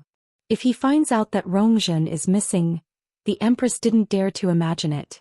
She stood rooted to the ground for a while before deciding to act until the end. Let's go to the fourth princess. On the other end, Emperor Zhou returned to the Imperial Study. After confirming that the surroundings were heavily guarded, he finally opened the wooden box. There was a snow-white letter inside and there weren't any words on it. However, he didn't look shocked. Instead, he habitually opened it and picked up the brush at the side. He dipped the brush into the ink slab and drew a line on the paper. Then he drew a second line, a third line. Until the end, he used ink to cover the entire paper. At first glance, there was only a black blob of ink on the paper. But very quickly, white words started to appear under the blob of ink. After about a quarter of an hour, the contents of the scroll were finally revealed. Emperor Zhou read it and shock flashed across his eyes. Then, as if he wasn't sure, he moved closer and seriously checked every word again. He stared at the paper and kept quiet for a long time until the words on it completely disappeared. Summon the Crown Prince. Mobile users, please browse and read. A better reading experience comes from Love Network.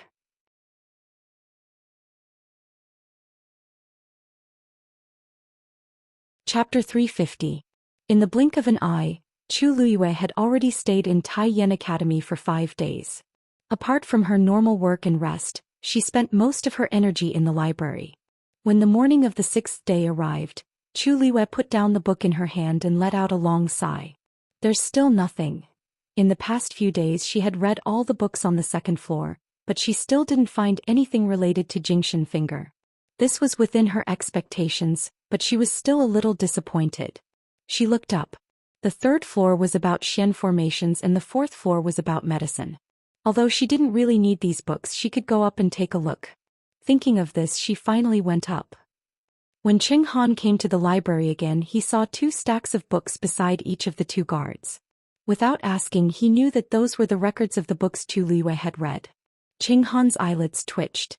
On the first day, he knew that Chu Liwei was a ruthless person, but he still underestimated how perverted she was. Dean, you're here? The 2 of them had been working hard for a few days and had become much more haggard, but when they saw Cheng Han, they forced themselves to be alert. How many books did she read? Cheng Han controlled his expression and asked. He had been busy dealing with Yang Jianqing and Heng Jingchua these few days, so he didn't have time to come here. He didn't want to open those books at all. The 2 of them looked at each other and felt a little guilty. Just say it. Dean, she has finished reading all the books on the 2nd floor these few days. One of them braced himself and said. Cheng Han's vision turned black and his heart seemed to be numb. Then, what about the Earth grade martial skills? She didn't open any new Earth grade martial skills. She only read the first one. The darkness in front of Cheng Han's eyes gradually faded. He swallowed hard. That's good, that's good. That's the most important thing. As long as she didn't continue, everything could still be salvaged. She's on the 3rd floor now? Yes. Master. Cheng Han was about to say something when he suddenly heard a familiar voice. He turned around in surprise. Xianxia, why are you here? Situ Xianxia smiled. Your disciple has come today to ask for a temporary leave of absence and return to the palace. Cheng Han asked curiously, why do you want to go back all of a sudden? Situ Xianxia usually spent most of her time in the academy and would only return to the palace when she had something to do.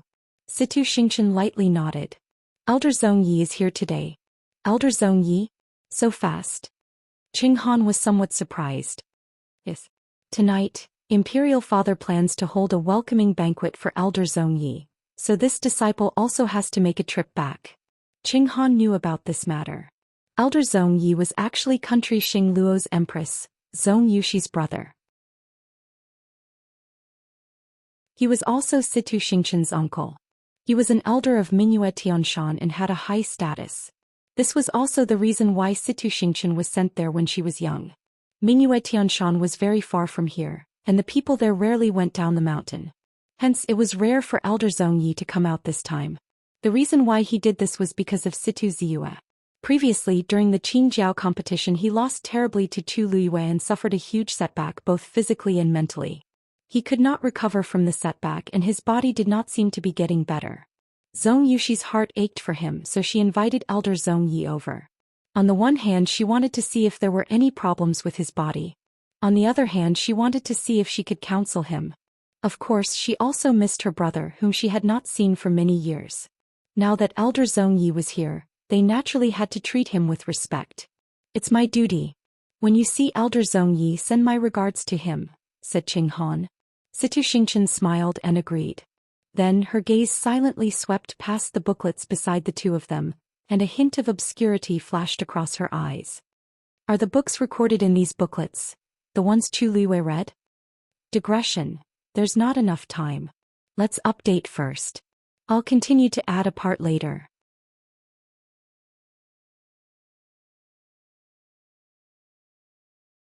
Chapter 351. That wave was very small and disappeared very quickly. However, Chu Liwei was sure that it really existed. She stood in place and waited for a while. Sure enough, that wave came again. But this time the movement caused by the fluctuations was even smaller. If Chu Liwei had not observed it carefully, she would not have noticed it. She took a few steps forward and stood in the center of the 4th floor.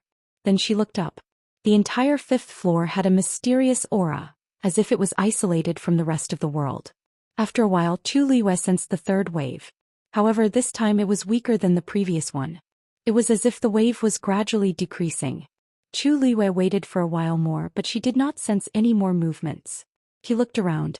The commotion from the 5th floor did not seem to affect the 4th floor. Everything that happened just now seemed to be her imagination. However, she knew that was not the case. Chu Liyue recalled Elder Emo Tsong's words.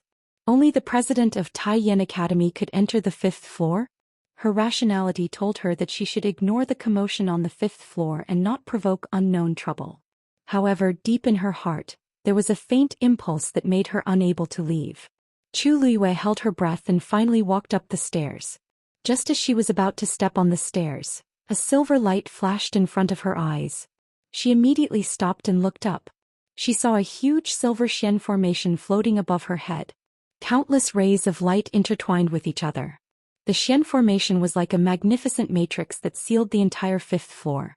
Chu Liyue could clearly feel a powerful deterrent aura coming from it. She stared at the Xian formation and frowned. It was not impossible for her to break the Xian formation, but it was impossible with her current strength. Moreover, she was more worried that she would attract the attention of others once she started to break the Xian formation. The library was very important to Taiyan Academy, and the 5th floor was obviously the most important one.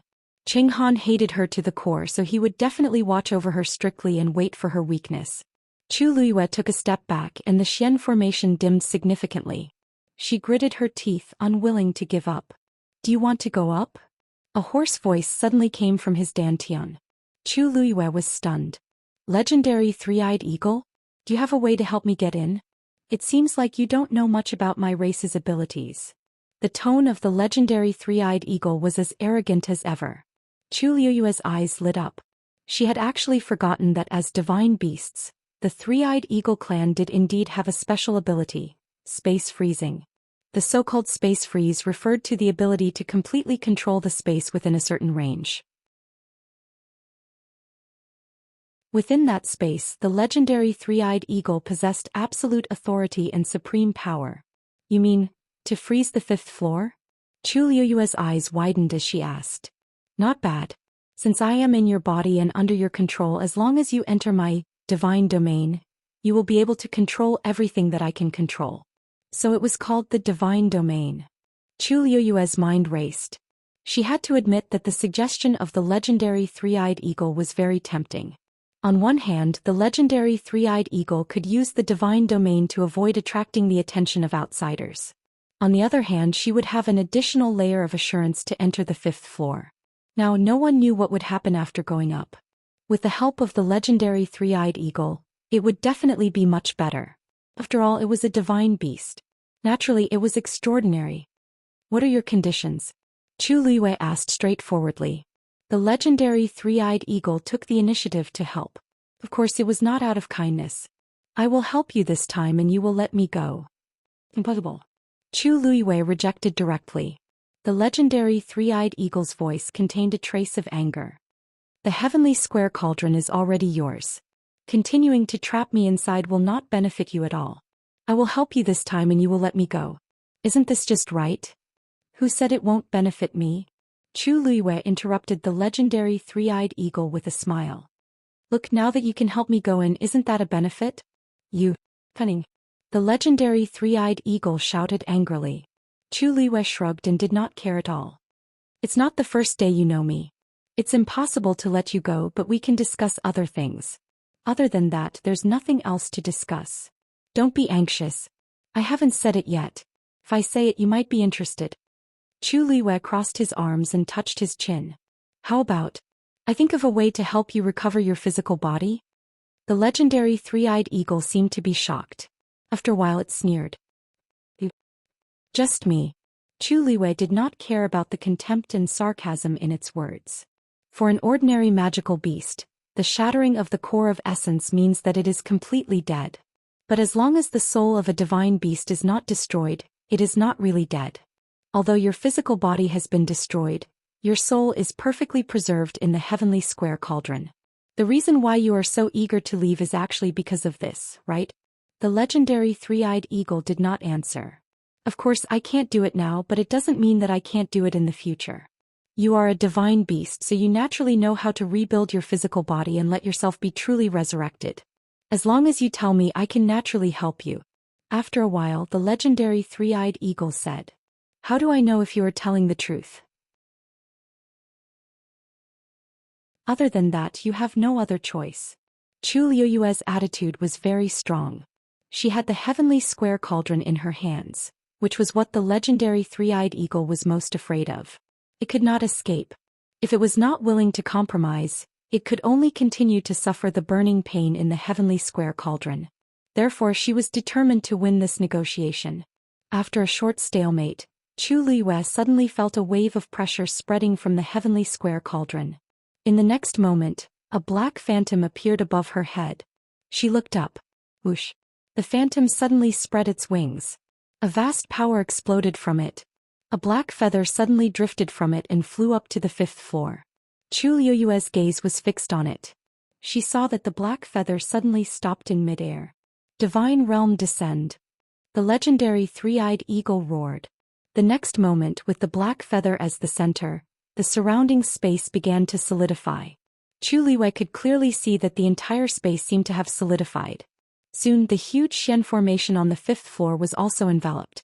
One of the stars stopped flickering. A ray of light stopped flowing. Soon the entire Xian formation was completely solidified. It was like a magnificent and dazzling picture scroll that had been compressed. Chu Liyue widened her eyes. Blood constantly pounded against her eardrums, and her mind was in a state of roaring. Her heart was almost about to jump out. This was the first time she had seen a divine beast use the divine realm. Although the legendary three-eyed eagle was only a soul now, the divine pressure it displayed still made Chu Liyue's blood boil. This was the strength of a divine beast. Go. Digression. Yesterday I fell asleep at 3 o'clock in the morning and was about to go crazy. Mobile users, please browse and read. A better reading experience comes from love.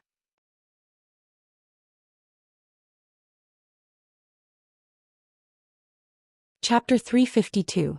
Chu Liyue took a step forward almost uncontrollably. When her body entered the frozen space, a cold feeling suddenly swept over her. The entire space was like a flowing liquid. Chu Liyue could clearly feel that when she moved in this space, the resistance she felt was as if she was walking in a quietly flowing stream. She held her breath and couldn't help but look up curiously. That black feather floated quietly in the center, as if it couldn't be moved no matter how hard she tried. Chu Liyue knew that that was the key to the legendary three-eyed eagle's divine realm. Everything in this space was controlled by that black feather. Chu Liyue was secretly amazed by the magic of the divine realm. It was rumored that when a cultivator broke through to the 9th rank, they could step into a higher level and also have the power to use the divine realm. Unfortunately, this was just a rumor to her. The ancestor of the Tianling dynasty had once reached the 9th rank, but he left not long after breaking through the shackles and never returned. In the history books of the royal family, there was no content after that. Everything only left the world with countless questions. Chu Liyue was the second person to have the Tianjing Yuan meridian after that ancestor in the entire Tianling dynasty. Everyone secretly hoped that she could reach the same realm as that ancestor, and even she herself was constantly working hard to cultivate. Unfortunately, she was betrayed and forced to die in the royal family's ancestral hall. She never had the chance again. She sighed softly in her heart, put away her memories and walked up. After walking through the 9 steps, she arrived in front of the Xian formation. She stretched out her hand and touched the starlight on the Xian formation. However, at this time in the legendary three-eyed eagle's divine realm, everything was under its control. Even the power of the Xian formation was almost completely frozen and couldn't be used. She continued to walk up, and her entire body silently passed through the Xian formation.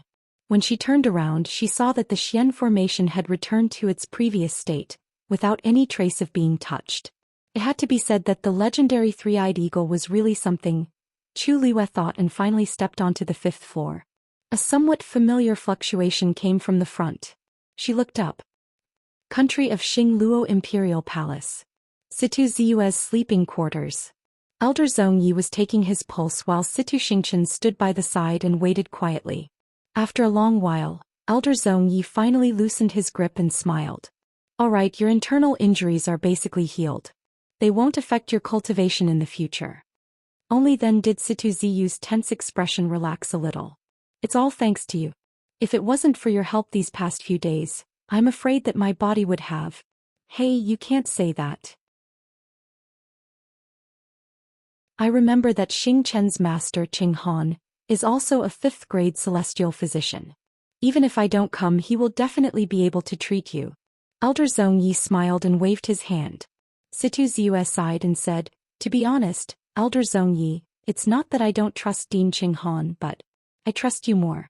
Sure enough, this flattery made Elder Zhong Ye's expression become slightly better. At the side, Situ Xianxia had a faint smile on her lips as if she didn't care about Situ Ziyue's belittling of her mentor. She had been at Mingyue Tianshan for many years, so she naturally understood Elder Zhong Ye's character. He had entered Mingyue Tianshan to cultivate a few years ago and rose to become an elder.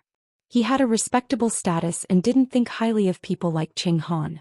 Haha, Ziyue, I know your intentions, but Xingqian is still here. Qing Han is her mentor after all. Aren't you afraid of hurting her by saying this? Said Elder Zhong Yi with a chuckle. Actually, brother is right. In Xingqian's eyes, mentor Qing Han can't be compared to you. Situ Xingqian smiled gently and her beautiful face was filled with sincerity. Elder Zhong Yi took out a folding fan and lightly knocked on Situ Xingqian's forehead. I haven't seen you in a few years, but you're even better at sweet-talking people. Situ Xingqian smiled. You're joking again. She glanced outside and said, it's already late. Elder Zhong Yi, why don't you let brother have a good rest first? I'll accompany you back. Elder Zhong Yi looked at her thoughtfully, then laughed out loud. That's right. Then let's leave first and let Ziyue recover. Situ Ziyue originally wanted to send them off personally, but the duo rejected him. Hence he could only lie back down on the bed. On the other end, Situ Xingqian accompanied Elder Zhong Yi and left. After walking for a distance, Elder Zhong Yi then asked, Xingqian, why are you here? Xingqian, do you have something on your mind? A helpless and bitter smile surfaced on Situ Xingqian's face. It's been so many years. Indeed, I can't hide my thoughts from you. Elder Zhong Yi placed his hands behind his back and his voice was much lower and gentler. You grew up by my side and I've always treated you as my biological daughter. These few days you've been busy helping Ziyue. I can tell that you have something on your mind and that you're not very happy. If you don't mind, you can tell me. Situ Xingqian kept quiet for a while before softly asking, Elder Zhong Yi, do you know that? Elder Zhong Yi, do you know that Brother Rongxiu is engaged to someone? What? Elder Zhong Yi suddenly stood still and looked at Situ Xingqian in shock. When did this happen? To who? Just 10 days ago. The girl he's engaged to is Chu Liyue. Elder Zhong Yi was confused. Who is that? He stayed in Mingyue Tianshan all year round, so he didn't know much about the outside world. This time he came all the way here after leaving the mountain. He had been busy taking care of Situ Ziyue's health for the past few days, so he didn't know about the Qing Jiao competition and the rest. Situ Xingqian briefly introduced Chu Liyue and roughly explained what had happened recently. Elder Zhong Yi didn't recover his senses for a long time. You're saying that he took the initiative to propose to that girl. How can that be? He's cold by nature and he hasn't interacted much with other girls for so many years in Mingyue Tianshan. Why did he? Elder Zhong Yi looked at Situ Xingqian with heartache. No wonder these past few days He had long sensed that Situ Xingqian liked Rongxiu. Now that he saw her sad expression, he thought that it was indeed so. Situ Xingqian forced a smile and said, You don't have to worry about me, I'm fine. I thought that I could wait for him all these years, but I didn't expect. I can only say that we're not fated. Seeing her like this, Elder Zhong Yi thought for a while and said, Why don't you ask me to teach him? Why don't I ask his master and see if I can cancel this engagement? Situ Xingqian's heart skipped a beat, but she shook her head. You can't force anything to be sweet. Why should I be the bad guy? Besides, country Yao Chen's crown prince, Rong Jin, is coming tomorrow. Elder Zhong Yi was confused. Why is he here all of a sudden? Situ Xingqian looked down. Marriage alliance. Mobile users, please browse and read. A better reading experience comes from Love Network.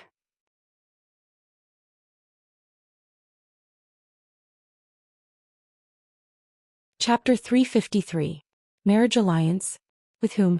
Elder Zhong Yi was dazed, but he suddenly understood when he saw Situ Xingqian's expression. With you. Situ Xingqian nodded lightly. Father has the same intention. Elder Zhongyi was shocked. Country Yao Qin and country Xing Luo didn't have much interaction before, so why are they suddenly marrying each other? They even have designs on Situ Xingqian. What exactly is your father thinking? Rong Jin isn't outstanding in any way, and from what you said just now, he's narrow-minded and won't amount to anything. He's not worthy of you at all. Even if it's not Rong Xiao, it should be another young talent. How can it be Rong Jin? Situ Xingqian didn't seem to care as she smiled. He's country Yao Chen's crown prince after all, and he's not completely useless to be able to come this far. You might have underestimated him. Besides, even though this matter hasn't happened yet, father is very insistent, so he must have his reasons. What do you think? Anyway, I don't think this marriage alliance will work. Elder Zhongyi sneered. If it really happens, won't you have to stay in country Yao Chen in the future?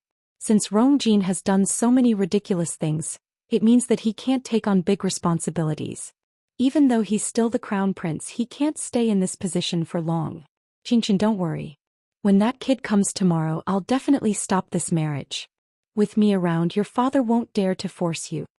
Situ Xingqian's eyes sparkled. Elder Zhongyi, I know that you're doing this for my own good. But I've said so much to you today because I hope that you'll agree to this marriage tomorrow. What? You really want to marry Rong Jin? Elder Zhongyi looked at Situ Xingqian in disbelief. Why you can't purposely marry Rong Xiao because he wants to marry someone else, right? Situ Xingqian chuckled. You're thinking too much. Why would I do such a thing? I really agree to this marriage. You also know that not many people know about this before. If I suddenly say it out loud, many people will definitely object to it. But if you can express your agreement tomorrow, then the others won't say anything. Elder Zhongyi had an extremely high status in country Xing Luo. As long as he spoke, this matter would definitely go smoothly. Xingqian, have you really thought this through? Yes. Elder Zhongyi looked at Situ Xingqian's determined expression and couldn't help but sigh. All right. Since that's the case, I'll agree to it. Situ Xingqian's smile deepened. Many thanks, Elder Zhongyi. Country Yaochen Imperial Palace. It was already late at night, but the Empress and Rong Jin were still discussing something in the room. You're going to Xing Luo tomorrow. This marriage must succeed. The Empress looked very serious. This is your best chance. If you miss it, who knows how long you'll have to wait. Rong Jin nodded. I know. Don't worry, I've already contacted Situ Xingqian. There won't be any problems with this. The Empress relaxed a little and leaned back in her chair with a satisfied smile on her face. It's good. I asked you to think of a way to improve your relationship with her. I didn't expect it to go so smoothly. Rong Jin also laughed and looked rather smug. Everyone says that Situ Xingqian is the brightest pearl in Xing Luo. Ever since she became of marriageable age, countless people have proposed to her, but she didn't agree. I originally thought that she would be hard to get close to, but I didn't expect her to. Perhaps she was interested in you before. The Empress sized Rong Jin up and smiled. To a woman, love is the most unpredictable thing. Everyone said that Situ Xingqian had high standards, but when she met someone like Rong Jin, it was easy for her to fall in love with him. Rong Jin originally didn't have any special feelings for Situ Xingqian, but when such an outstanding beauty liked him in all aspects, his ego was greatly satisfied. It was precisely because of this that his attitude toward this marriage changed drastically. Previously he was a little unwilling, but now that he thought about how he could see Situ Xingqian tomorrow and settle the marriage, he had an inexplicable sense of anticipation. Anyway, you did a good job in this matter. When you arrive, try to settle this matter as soon as possible. As long as you settle the marriage, your position as the crown prince will be stable. The Empress sighed. This way, even if your father finds out about Jinzhen, we'll have a trump card. Rong Zhen asked worriedly, Haven't you found her? Haven't you found her? There's no news at all. It's as if she completely disappeared from the face of the earth. If it weren't for the lack of movement in the palace, she would have thought that Rong Zhen was dead. However, she clearly wasn't. Someone secretly hid Rong Zhen somewhere, and they couldn't find her after searching for so long. The Empress didn't know how she spent the past few days in fear. The last time, Emperor Zhouwen mentioned that he wanted to visit Rong Zhen, but he suddenly received a letter from Xing Luo, so he was delayed. Later on, she guessed that the contents of the letter were related to the marriage alliance. This was because Emperor Zhou removed Rong Jin's house arrest not long after, and his attitude toward Rong Jin improved significantly. You're leaving tomorrow. Because of this, your father even specially asked Jinjin to send you off, but I stopped him. Your father is busy with you and Situ Xingqian, so he can't care about Jinjin for now. However, he already has suspicions and this matter can't be hidden for long. As long as you can settle the marriage alliance as soon as possible, your father will weigh the pros and cons and definitely won't do anything to us. Rong Jin nodded. I understand. Princely Mansion. Rong Xiu sat in the study room and was writing something. Yan Qing and Umo waited at the side. The octagonal glazed lamp's light shone on Rong Xiu's jade-like face. He looked down and his long eyelashes cast a faint shadow under his eyes. It was like a wisp of smoke floating across the bright moonlight, cold and noble. After some time he finally stopped writing. Yan Qing and Umo were both energized as they looked up. Rong Xiu picked up the thing he wrote and read it again before placing it on a clear square jade stone in front of him. The moment the two came into contact, the square jade stone suddenly emitted a faint phosphorescent light. It turned out that the square jade stone was sunken in, and there was an extremely shallow pool of water inside. That thing melted when it touched the water, and it turned into rays of light on the water surface. After a while, the light disappeared and the water surface returned to normal. It also gradually seeped into the jade stone and disappeared. At first glance, it seemed to be an extremely normal jade stone, and there was nothing special about it.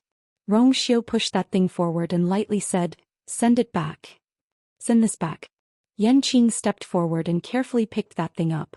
But at this point he saw a golden light suddenly appear on Rong Xiu's long and white fingertips. He said in shock, "Master, you're in charge." "Master." Mobile users, please browse and read. A better reading experience comes from Love Network.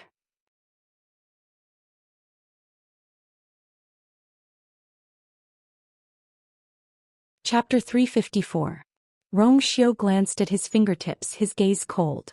In the next moment, that cluster of golden light instantly dissipated. The entire process was extremely fast. If not for Yan Qing and Umo standing nearby, they would have thought that what they saw just now was just an illusion. Rong Xiu leaned back in his chair, one hand supporting his forehead. There was a faint trace of fatigue between his eyebrows. "You may leave." After the initial shock, Yan Qing's expression became very serious. "Master, in your current state, I'm afraid that you have to make a trip back as soon as possible." He had only left for a few days to retrieve this item, but his master had already developed to this point. Thinking about it carefully, ever since he started interacting with Chu Liyue, his master had never returned. Rong Xiu closed his eyes and didn't say anything, but his meaning was very clear. "Master." Yan Qing wanted to persuade him again, but Umo couldn't help but cough, desperately signaling to Yan Qing with his eyes. Yan Qing looked back. Seeing him like this, he hesitated for a moment before respectfully retreating. "Master, don't worry. I'll do it right away." With that he left with the strange jade. Umo hurriedly said, "It's already very late. Master, you should rest. I'll also take my leave first." Rong Xiu waved his hand. Umo hurriedly followed Yan Qing out. As soon as Umo walked out, he saw Yan Qing waiting for him outside. The two of them exchanged glances and didn't say anything. They just left together. The two of them walked side by side for quite a distance. When they were far away from Rong Xiu's study, Yan Qing finally spoke with a cold face. "Today's situation is definitely not the first time. Did you know about it before?" Umo could only nod with a bitter face. "A similar situation happened a few days ago." "Then why didn't you persuade him? Don't you know how serious this matter is? If I didn't see it today, when would you have told me?" Yan Qing was usually very calm and indifferent. She rarely had any mood swings, let alone get angry. His reaction at this moment showed how big of an impact this matter had on him. Umo shivered unconsciously, feeling inexplicably guilty. I did try to persuade him. But look at Master, do you think I can persuade him?" Yan Qing's face was still cold. "Then you should have told me earlier. What's the use of telling you?" Umo fiercely rubbed his face. "Do you think that Master will listen to what you say?" Yan Qing fell silent. They had followed Master for many years and understood Master's character the best. Since he refused to go back now, it was useless for anyone to say anything. It seems that the forceful summoning by Master had a huge impact. Yanqing murmured. If it wasn't for that incident, Master would have been able to hold on for a long time. But now, didn't Master ask you to retrieve this item because he's determined not to go back for a while? Uemo patted his shoulder. Don't worry too much. Master knows what he's doing. Yanqing kept quiet for a while before asking, did Master say when he's planning to go back? Uemo looked troubled. It seems like he's planning to wait until Mu Qinghe leaves. I don't know what's wrong with this Mu Qinghe recently. He's been staying in the Imperial City doing nothing and refusing to leave. No one knew what else he wanted to do, but no one dared to ask. Even Emperor Zhou didn't dare to disturb him for no reason, let alone others. I think you should send this item back first. Don't delay the important matters. If anything happens to Master, I'm here.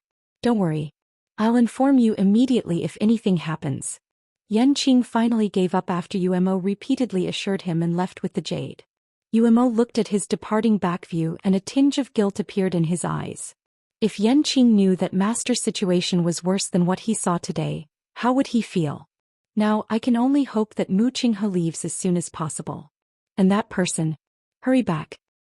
In the library, Chu Liwei looked at the empty fifth floor in front of her and knitted her brows. There's actually nothing here.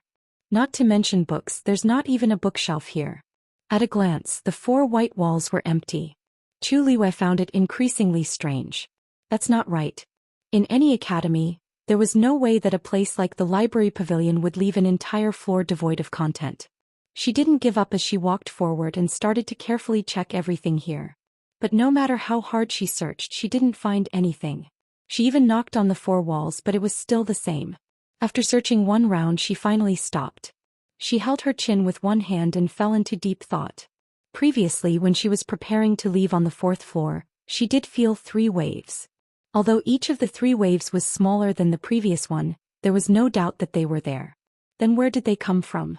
Chu Liwei originally thought that even if there weren't as many books here as there were on the other floors, there should be something special. But she didn't expect that there was nothing here. Or perhaps she just hadn't found it yet. Chu Liwei thought for a long time but still couldn't find an answer. She simply sat on the ground and crossed her legs. Anyway, there was still one day left. She could wait here and see if the waves would appear again. Time slowly passed. But Chu Liwei didn't see any signs of movement. Bored to death, she decided to silently recite the Jingshan finger again. Because when she came in, both parties had already agreed that she could borrow any book in the library, but every book had to be returned to its original position after reading it. Moreover, the books on each floor were not allowed to be taken to other floors. Therefore, Chu Liwei could only rely on her own memory to recite the Jingshan finger. She held her breath and focused. In her mind, the Jingshan finger appeared clearly. Chu Liwei started to recall the first move and tried to cultivate it. The force in her body surged towards her dantian. When it condensed into a ball, she controlled a strand of force and poured it into her right index finger. But before that strand of force reached her right index finger, it had already dissipated into the Yuan meridian. Chu Liwei readjusted, mobilized an even smaller amount of force and tried again. It was still a failure. But Chu Liwei wasn't discouraged. She continued to try again and again. The first step now was to control the force so that it could flow along the Yuan meridian from her dantian all the way to her right index finger. Just this point alone was very difficult.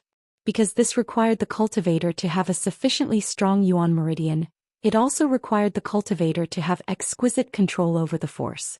Chu Liwei only wanted to try it first, but the more she tried, the more she realized that it was more difficult than she had imagined. Her competitive spirit was aroused.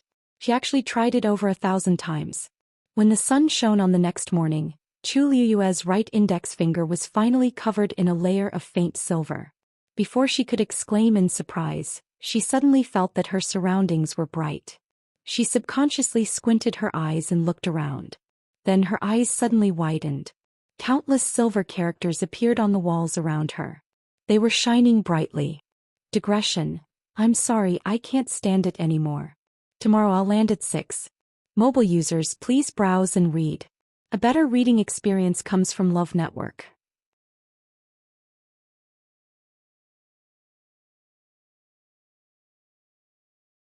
Chapter 355. Chu Liyue looked at the scene in front of her in shock. The fifth floor was indeed not empty. To think that such a shocking secret was hidden in all directions. Chu Liyue subconsciously wanted to walk forward. Suddenly, countless rays of light flew from all directions and gradually condensed in front of her.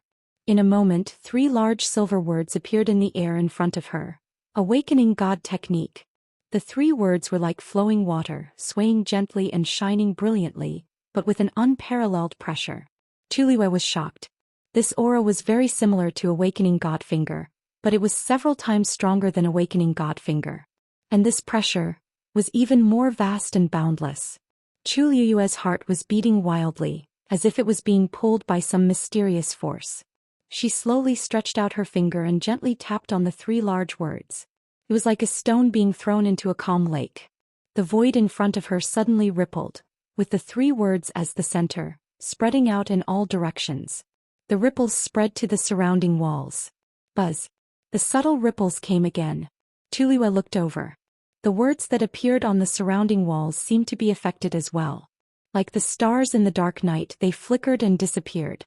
Her heart suddenly trembled. This ripple was exactly the same as the one she felt on the 4th floor. In the next moment, Chu Liyue suddenly felt an inexplicable feeling coming from her fingertips, all the way to the bottom of her heart. In an instant, she seemed to have an indescribable sense of connection with the entire space. She seemed to have sensed something, looked up to the left and carefully identified the words on the wall. Soon she realized that the content on the wall was exactly the same as the Awakening God Finger she saw earlier. She immediately looked at the second wall beside her.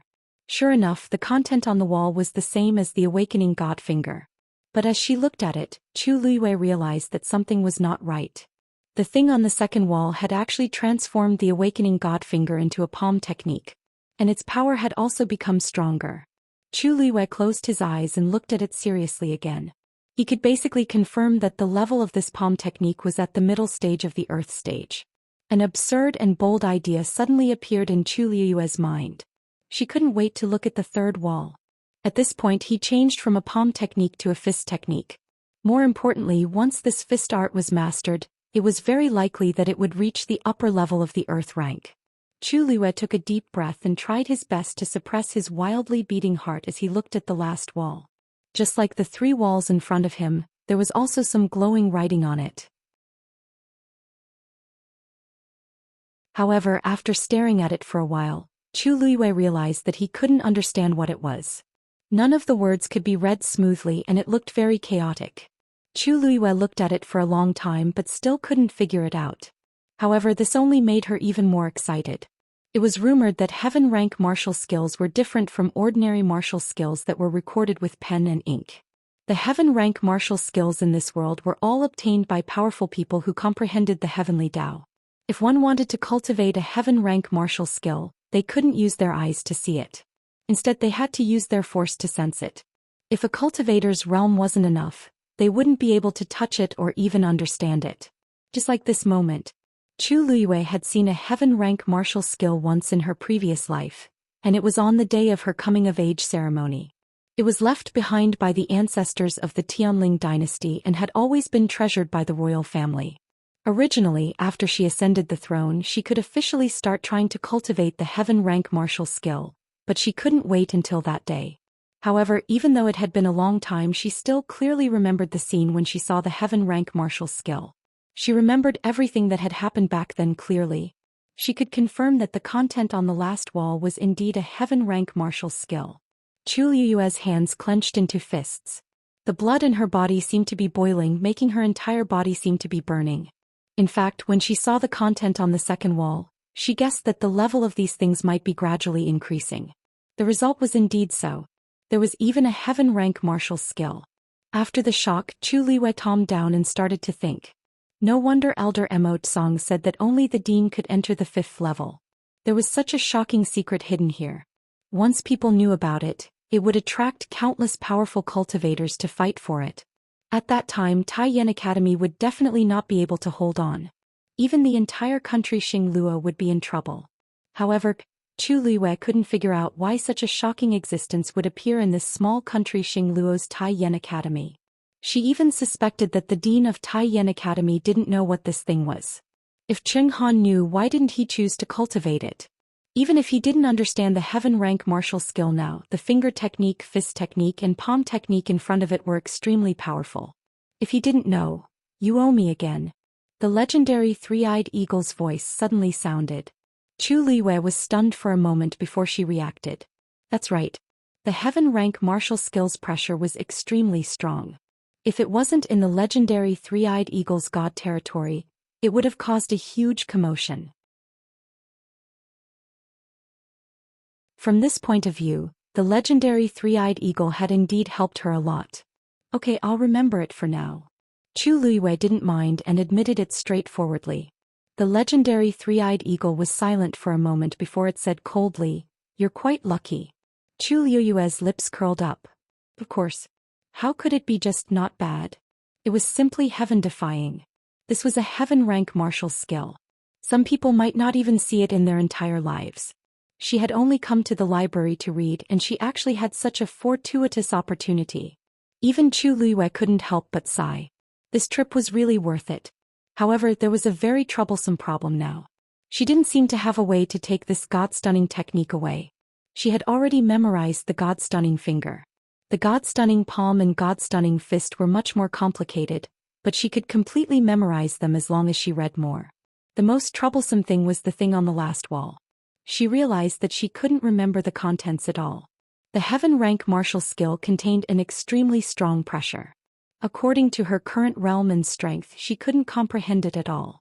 Every time she finished reading it, it was as if there was a hand that forcefully erased those things from her mind. Moreover, after Chu Liwei tried a few times, she felt a little tired. She knew that this was the result of her forceful actions, so she didn't continue. She turned her gaze back to the three big words in front of her. God-stunning technique, she muttered softly. She had to leave here today. She had to think of a way as soon as possible. She really couldn't give up on the heaven rank martial skill in front of her. She looked at her hand and suddenly had a question.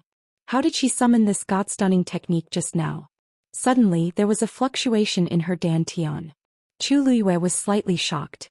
A water droplet appeared on her fingertip. That water droplet quickly changed and then turned into a piece of transparent, incomplete paper. The contents on the last wall were clearly reflected on it. Digression. A wave of action was about to come.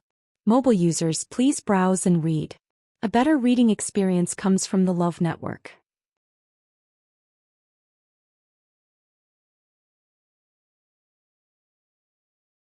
Chapter 356.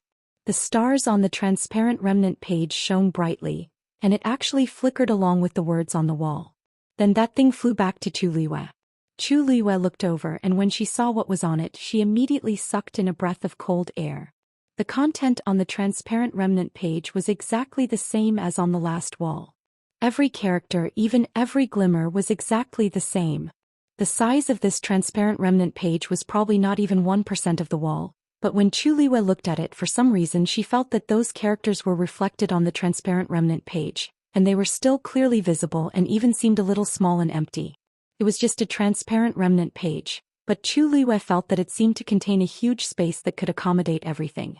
Chu Liwei stretched out her hand, and the transparent remnant page flew back into her hand. She lowered her eyes and looked at it carefully. She saw that every character was clearly written on it. She opened her mouth but was so shocked that she couldn't say a word.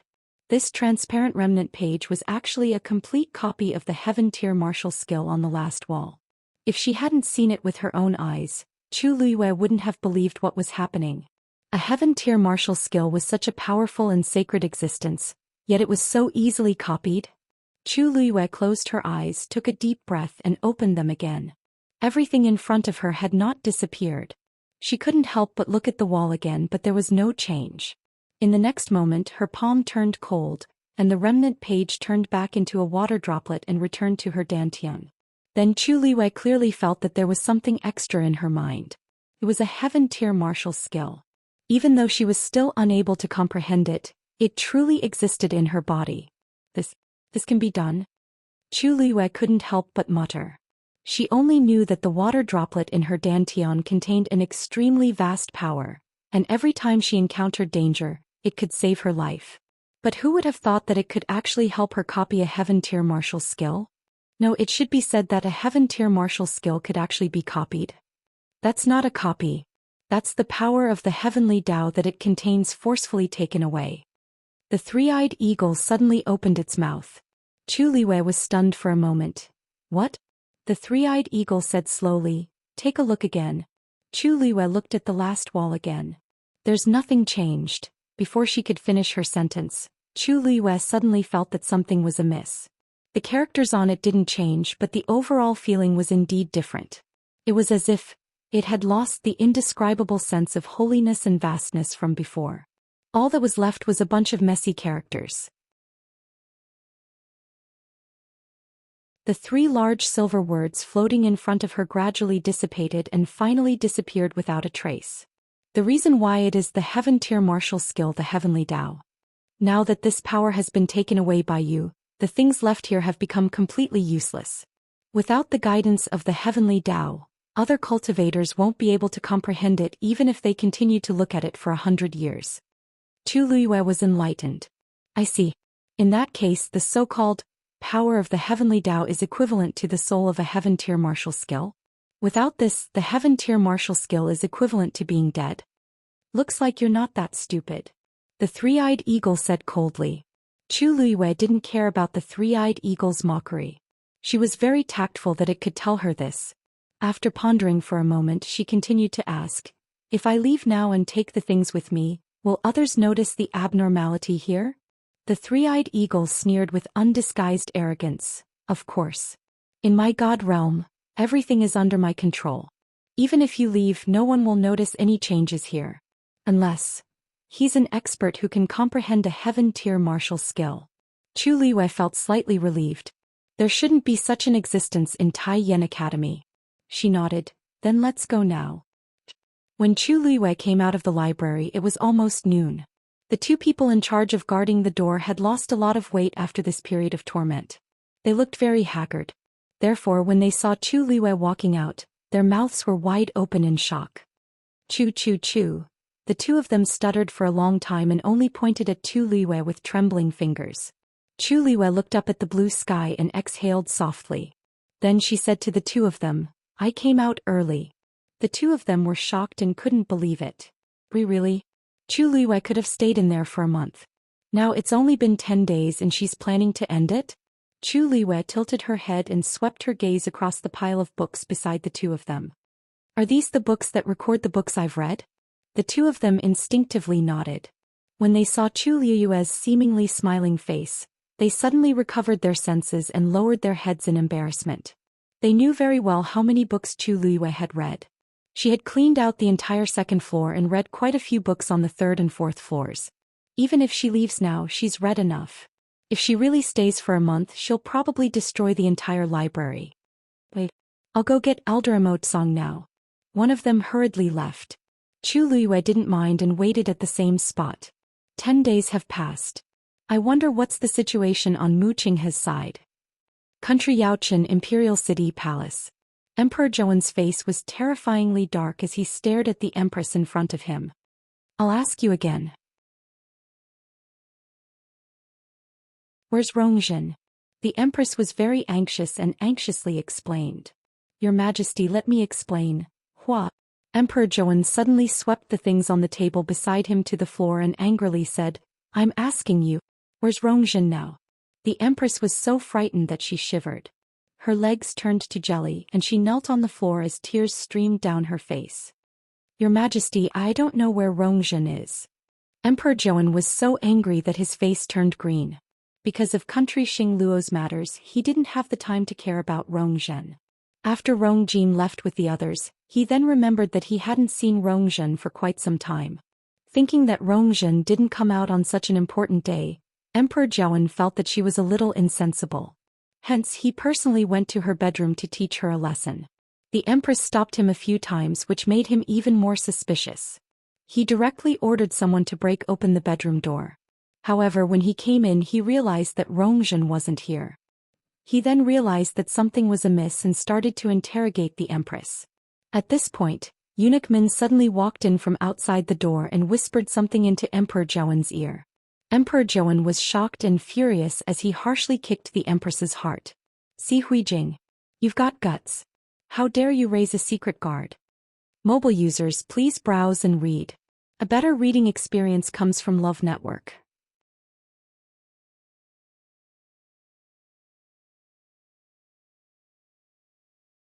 Chapter 357. The Empress's heart skipped a beat. The matter was indeed exposed. She was anxious as she endured the pain in her chest and begged, "Your Majesty, I don't have any intentions. Your Majesty, I don't have any other intentions. It's just for stability. After so many years only see Meng, you still dare to deny it." Emperor Zhouan was furious, and there seemed to be a fire burning in his eyes. The Empress was shocked. Emperor Zhouan had never been so angry at her. She actually knew that this matter had crossed Emperor Zhouan's bottom line. It didn't matter if there was 1 or 10. The important thing was that Emperor Zhouan had been kept in the dark about Si Meng's existence. This was equivalent to giving Emperor Zhouan and the entire palace guards a loud slap. "Speak. Where are that traitor and Rongzhen now?" The Empress cried and shook her head. "Your Majesty, I really don't know. Si Meng died a few days ago, but Zhenzhen's whereabouts are still unknown." Emperor Zhouan stared at her with deadly eyes and sneered. "Dead? Isn't this too much of a coincidence?" "It's true. I've been in contact with him, but we suddenly stopped a few days ago. He's indeed dead. Your Majesty, I didn't lie to you." Emperor Zhouan finally believed the Empress a little when he saw her like this, but the anger in his heart didn't decrease at all. "We'll talk about whether he's dead or alive later. I want to know where Rongzhen is now." The Empress cried even more sorrowfully. "Your Majesty, I've actually been secretly searching for Rongzhen these few days, but I didn't find any clues. I'm very worried and I've been feeling uneasy these few days." Emperor Zhouan couldn't hold it in and kicked her again. "If you're really uneasy, you should have told me long ago. If I didn't find out myself today, how long were you planning to hide it for? You're already the Empress and your son is the Crown Prince. What are you still not satisfied with?" The Empress knelt on the floor. Her hair was messy and her clothes were dirty. She looked very disheveled. Eunuch Min stood behind Emperor Zhouan and was terrified when he saw this scene.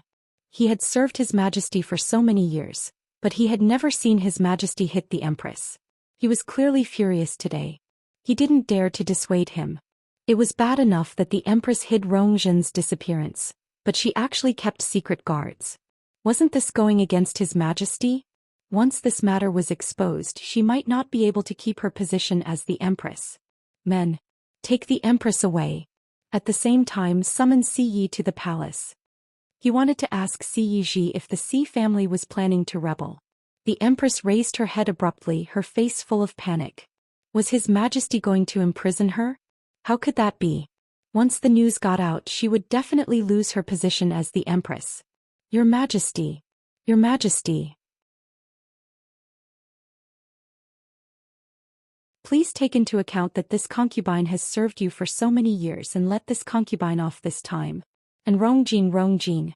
No matter how you want to punish this concubine will accept it. However, if the country of Xingluo finds out about this, it will definitely have a huge impact on our marriage." The latter part of the sentence made Emperor Zhouan's heart waver. Not bad. Now that Rongjin is in country Xingluo, his marriage with Situ Xingchen can be confirmed if everything goes well.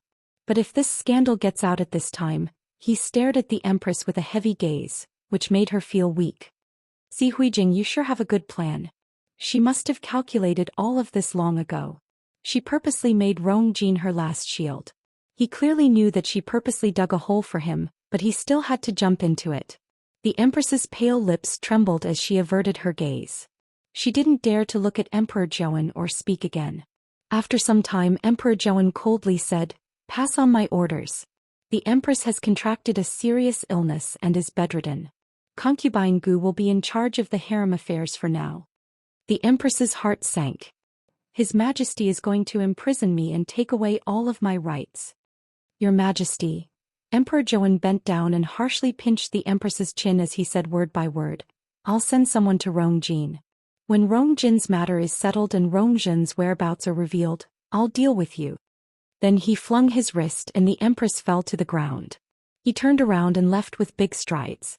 Eunuch Min glanced at the empress and hurriedly followed him. The empress only heaved a sigh of relief when their figures completely disappeared. She suddenly took out something from her arms. Now, all of her hopes were placed on Rongjin.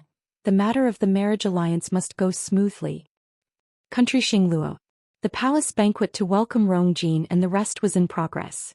Many people were toasting Rongjin in the palace and it was very lively.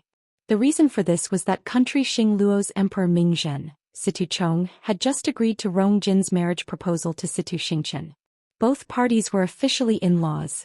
Situcheng seemed to be very satisfied with Rongjin, and he even directly set the wedding date to be a month later. This made the crowd very confused. In the past, many aristocratic families had proposed to Situ Xingchen, but neither Situ Xingchen nor Situcheng agreed. They originally thought that Situcheng couldn't bear to part with his precious daughter, but they didn't expect him to directly agree once Rongjin came. Of course, everyone knew that this marriage was very important, and it must have been discussed beforehand. Now it was just a formality. However, the crowd still couldn't figure out why it had to be Rongjin. According to rumors, the crown prince of country Yaochen didn't have a good reputation recently. What surprised everyone was that elder Zhong Yi, who had just returned from Mingyue Tianshan, actually praised Rongjin. With him speaking, nobody dared to object. Thus, the matter of the marriage was successfully completed. Rongjin was really proud of being surrounded by the crowd. Looking at those people's jealous and envious gazes, he felt that he finally had an outlet to vent everything that he had suffered previously. With a face full of smiles, he toasted Situ Xingchen, who was sitting not far away. Situ Xingchen smiled and nodded gently, looking dignified and gentle. Rongjin was elated. What's mine will eventually belong to me. Suddenly, his expression changed and he smiled at the surrounding people. I'm a little dizzy. I'll go out to take a breather. The crowd thought that he wanted to avoid the wine, so they laughed and didn't stop him. Rongjin hurriedly left the palace. Situ Xingchen squinted her eyes, stood up and walked out of the palace. Rongjin walked to a secluded corner and took out a bell from his arms. At this point the bell was vibrating and the sound was very soft. However, Rongjin's face turned even uglier. Before he left, he especially left this twin bell behind. If Rongjin's matter was exposed, Mother would shake it. Did something happen on Mother's side? Your Highness. A gentle voice sounded. Digression, I'm so sleepy. I drank some coffee and it really refreshed me. Mobile users, please browse and read. A better reading experience comes from Love Network.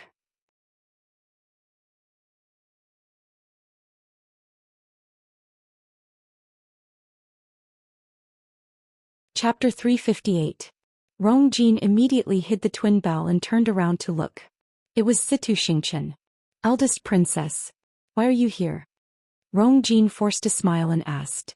Situ Xingchen didn't seem to notice his unnatural expression as she smiled gently. I just drank some wine and felt a little dizzy, so I wanted to come out for some fresh air.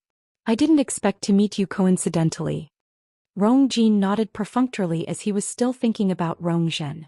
Situ Xingchen glanced at him and asked uncertainly, Why do you look so serious? You seem to have something on your mind.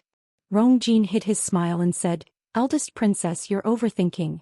Situ Xingchen's lips curved up into a smile, and her face blushed as if she were shy. The crown prince and I are already engaged, yet you still call me that. You're treating me like an outsider. If you don't mind, you can call me by my name. Rongjin was a little surprised, but his heart skipped a beat when he saw the faint blush on Situ Xingchen's innocent face. Xingchen. Situ Xingchen nodded, and her voice was as gentle as the wind that brushed past Rongjin's heart. If there's anything bothering you, you can talk to Xingchen about it. It won't be good if you keep it bottled up in your heart. Situ Xingchen's words seemed to have some magical power as Rongjin couldn't help but let down his guard. Actually, it's nothing much. It's just some small matters. He slightly relaxed. Luckily, he had already settled his engagement with Situ Xingchen. If not, he really didn't know what kind of situation he would face when he returned. Situ Xingchen quietly looked at Rongjin and acted like a patient listener. Rongjin had drunk some wine and he was a little tipsy. When Situ Xingchen looked at him with such a gaze, an impulse surged in his heart, and he couldn't help but blurt out some words. Actually, my younger sister is in some trouble. Zhou Xian blinked. Fourth princess. Rong Jin nodded with a solemn expression. Fourth princess was fine when she was with Chu Liwei previously. Why is she in trouble now? Asked Zhou Xian confusedly. However, Rong Jin was shocked. What did you say? You saw Rong Zhen and Chu Liwei together? Zhou Xian nodded. Yeah. 2 days before I came back. Rong Jin quickly recalled the time and shockingly realized that it was when Rong Zhen went missing. He stepped forward, grabbed Zhou Xian's shoulders and anxiously asked, "Why are you here? Where did you see them? Do you know what they were doing at the time?" Panic flashed across Zhou Xian's face as she looked down to hide the deep hatred in her eyes. "Your Highness, you're hurting me." Rong Jin hurriedly let go. "Sorry, I was a little agitated just now. Is what you said true?" Zhou Xian looked at him in shock as if she did not understand why he had such a huge reaction. "That's right. That day I was planning to return to the inn to pack my things when I saw Chu Liwei and the fourth princess leaving together. There was an old man following behind them. I was quite far away so I couldn't see who he was. As for where they went, I'm not sure either. What's wrong? Is this important?" Rong Jin's body trembled slightly and he didn't say anything for a long time. The old man following them is most likely Si Meng. This means that Rong Jin's disappearance really has something to do with Chu Liwei. Previously his mother had mentioned it but he did not think much of it. He only thought that his mother did not like Chu Liwei so she purposely dragged her into this. Thinking about it now, perhaps mother was right. Rong Zhen and Chu Liwei did have a conflict between them. Since Si Meng was also there, it could be confirmed that Rong Zhen requested to leave the palace.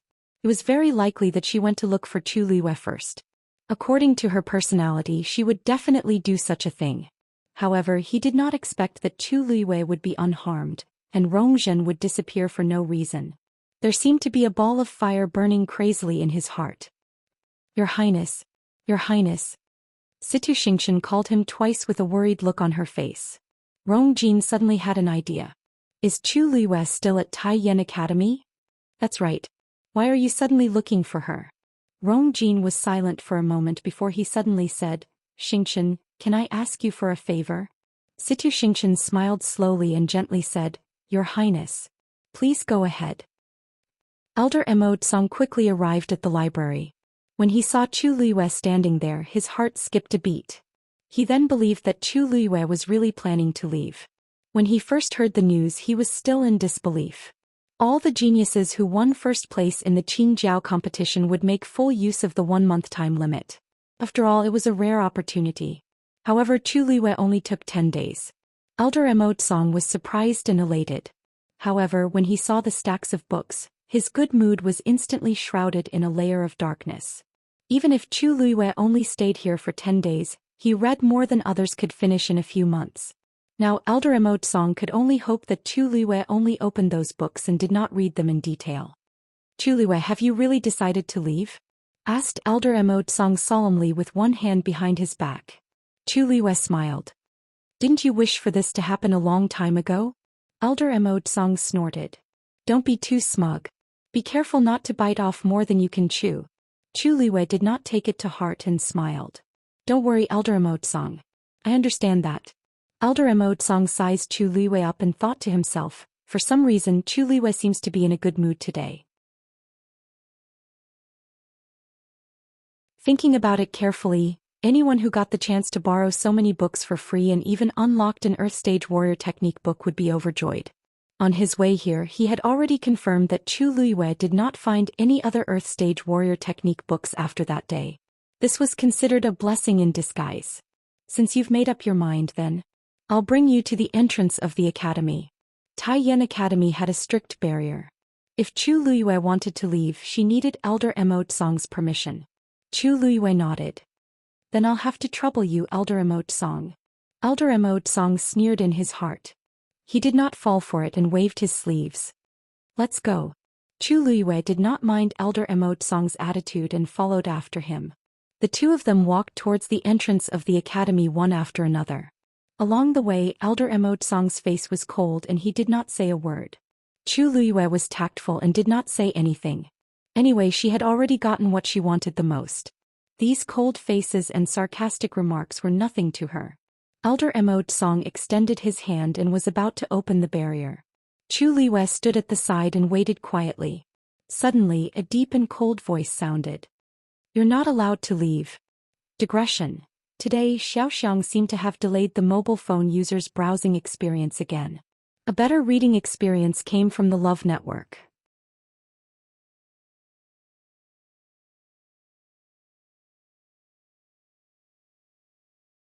Chapter 359. Upon hearing this voice, a cold glint flashed across Chu Liu's eyes. She then calmed herself down and looked back calmly. The person who spoke was Qing Han. "Director? Why are you here?" Elder Emode Song was shocked. Qing Han had been busy investigating Yang Jianqing and Heng Jingchua, so he hadn't shown up for a few days. He didn't expect to suddenly appear now. "You said that you're not letting her go. Are you referring to Chu Liwei?" Qing Han strode over with a serious face. "That's right." Elder Emode Song was stunned. For a moment he was at a loss. Didn't the director want Chu Liwei to leave as soon as possible? Now that she's finally leaving, why isn't he letting her go? "Director, what are you?" Qing Han stood 3 steps away from Chu Liwei with a cold expression. "Chu Liwei, you know why I'm stopping you, right?" Chu Liu's heart skipped a beat. Did he find out about the God-stunning technique? That shouldn't be the case. Qing Han shouldn't be able to find out about this given his abilities. A polite smile appeared on her calm face. "Director Qing Han, I don't know what you're talking about." "You don't know?" Qing Han sneered. "No one knows better than you what you've done. Rongjin will be here soon. You should save your excuses for him." "Rongjin?" Chu Liuei secretly heaved a sigh of relief. Seems like it's not because of the God-stunning technique. But what does this have to do with Rongjin? She knitted her brows slightly. From Qing Han's point of view, Chu Liu's expression clearly showed her guilt and fear after being exposed. Seeing Qing Han's gloating gaze, Chu Liu suddenly remembered something. If I remember correctly, Rongjin should be in country Xingluo by now to marry Situ Xingqian. Just as she was thinking about this, she heard footsteps behind her. Qing Han looked over and a long-awaited smile appeared on his face. Chu Liu turned around. Who else could it be other than Rongjin who was walking in from the door? His expression was anxious and his footsteps were hurried. It was obvious that he had rushed over from somewhere. The two of them looked at each other for a moment. Rongjin suddenly stopped in his tracks. Along the way he had been thinking about how to interrogate Chu Liu when he saw her, but now that he saw her in person his mind suddenly went blank. In his heart he was actually unwilling to confront Chu Liu face to face. But Chu Liu saw the struggle that flashed across Rongjin's eyes and he narrowed his eyes. Then she saw Situ Xingqian behind Rongjin. She was one step behind Rongjin and seemed to have accompanied him here. When she looked up and saw Chu Liu she was also shocked. Obviously she did not expect to bump into her here. However, she quickly adjusted her expression. She nonchalantly shifted her gaze away and walked to Rongjin's side. Your Highness, if you have something to say we can talk it out. Don't be angry.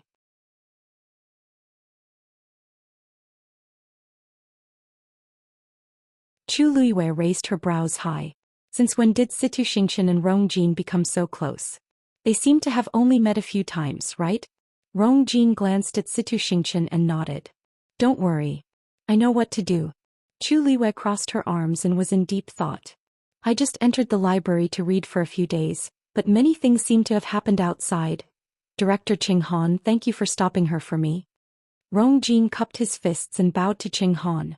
Qing Han waved his hands. It's just a small matter. It's not worth mentioning. Xingqian told me that I must help you, so I naturally won't reject it. Rongjin looked at Situ Xingqian gratefully. Thank you. Don't delay His Highness's work, said Situ Xingqian gently. Chu Liu finally couldn't help but laugh out loud. If she hadn't personally seen the cloud pattern on Situ Xingqian's clothes and how she looked when she faced Rongxiu, she would have really thought that Situ Xingqian had a crush on Rongjin. Other things aside, her acting skills are really good. Upon hearing this laugh, Rongjin instinctively felt that Chu Liu was mocking him, and his face couldn't help but change. Chu Liu, what are you laughing at? Chu Liu shrugged his shoulders. Nothing. Your Highness, why are you looking for me? Just tell me. Why do you have to make such a big fuss? Rongjin paused and asked in a low voice, "Is it Rongjin's fault? Is Rongjin's matter related to you?" Chu Liyue's eyes sparkled. What? Upon seeing her reaction, Rongjin's heart wavered. She really doesn't seem to know. However, Situ Xingqian clearly said that she saw Chu Liyue and Rongjin together. "I'm asking you, did you do something to Rongjin previously?" A thought flashed across Chu Liyue's mind. "I did this very secretly, so logically speaking nobody should have noticed. However, the Empress might know that it was me. After all, the Empress most likely knows what Rongjin did previously. It seems very normal for her to tell Rongjin this guess. But why does Rongjin look like he's very certain about this matter?" Chu Liyue shook his head. "Your Highness, I really don't know what you're asking. Shouldn't the fourth princess be in country Yao Chen's palace now? Why are you finding trouble with me?" Rongjin finally couldn't hold it in as he stepped forward and suppressed his voice. "Don't pretend anymore. You must be behind Rongjin's disappearance. Someone saw her with you before she went missing." Chu Liyue blinked, and his clear eyes were enveloped in a faint layer of confusion. The fourth princess went missing? When did this happen? Upon seeing her expression, Rongjin suddenly hesitated. Does Chu Liyue really not know? Chu Liyue's gaze turned slightly and he looked at Situ Xingqian with interest. She thought that she knew how Rongjin found out.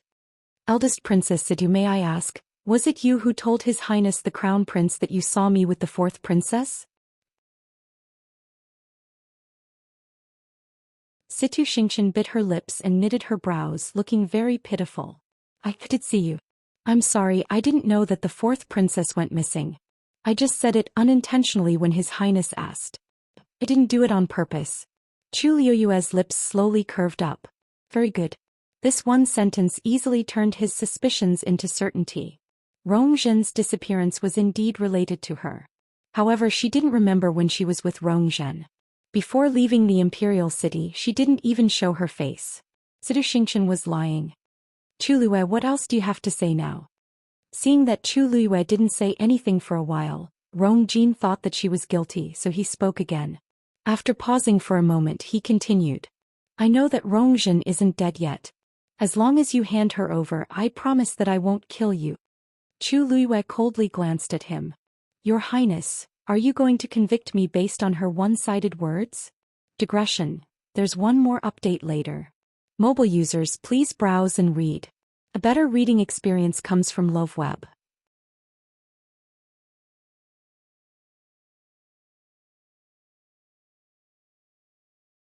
Chapter 360. Of course not. As long as you can produce evidence to prove that you didn't do it, no one will make things difficult for you, said Rongjin. Chu Liyue's lips curved up slightly.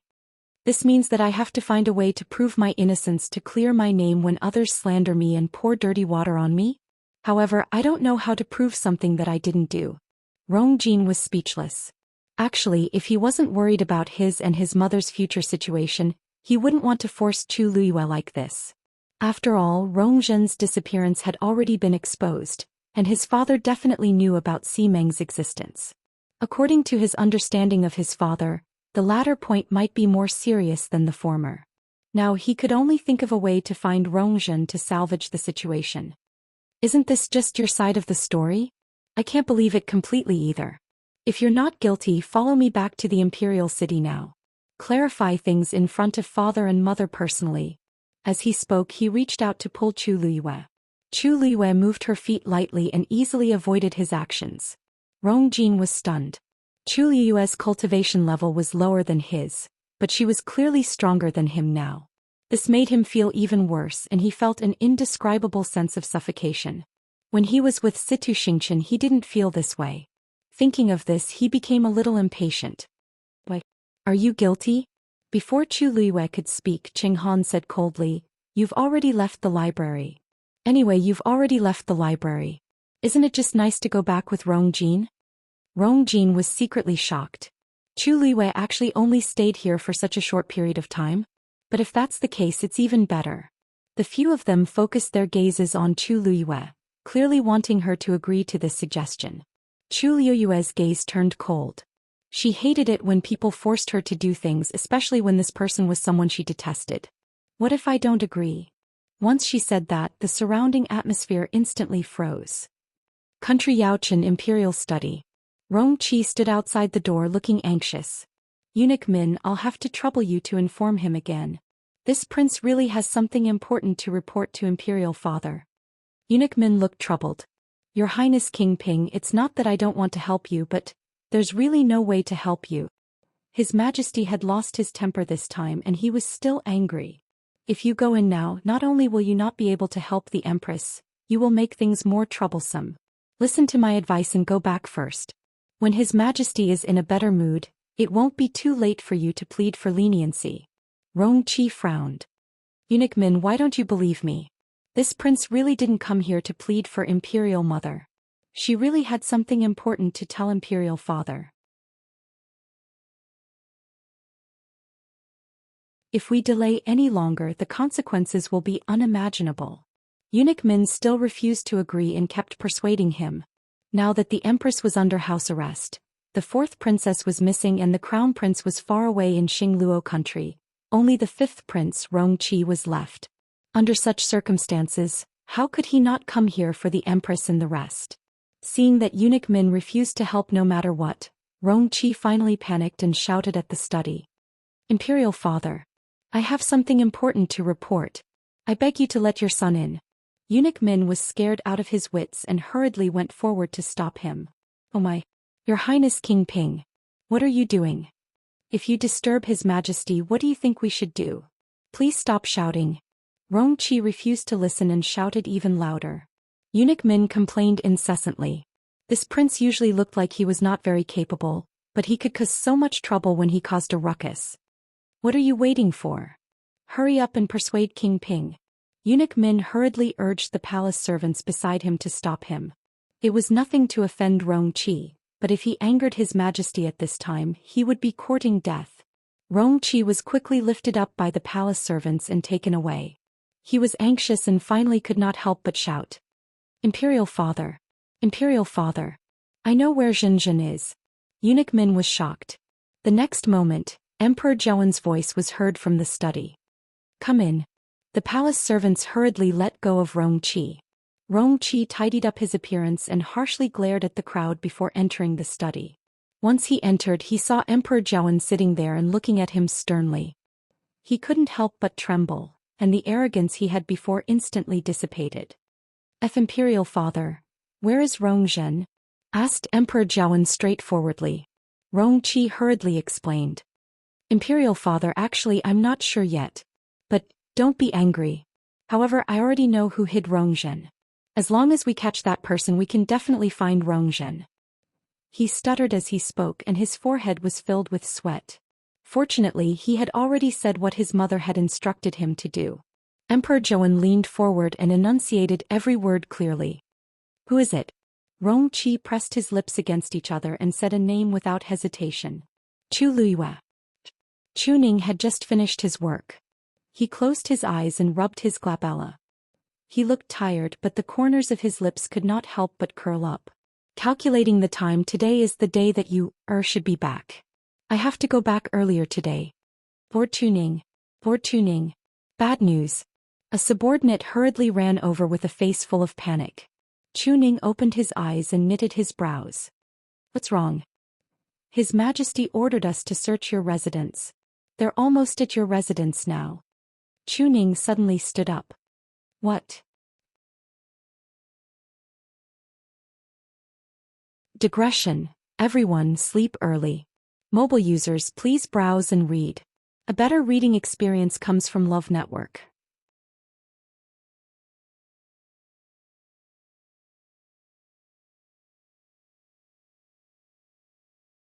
Chapter 361. Get in. Search the place thoroughly inside and out. Don't miss a single corner. Yes. With Lu Yun's order, the guards immediately rushed forward, intending to knock down the door of the Chu residence. When Chu Ning arrived, he happened to see this scene. Lu Yun. He immediately yelled out. How dare you? Lu Yun looked back and saw Chu Ning hurrying over with a group of people. Not only was there not the slightest trace of panic on his face, he even revealed a gloating smile.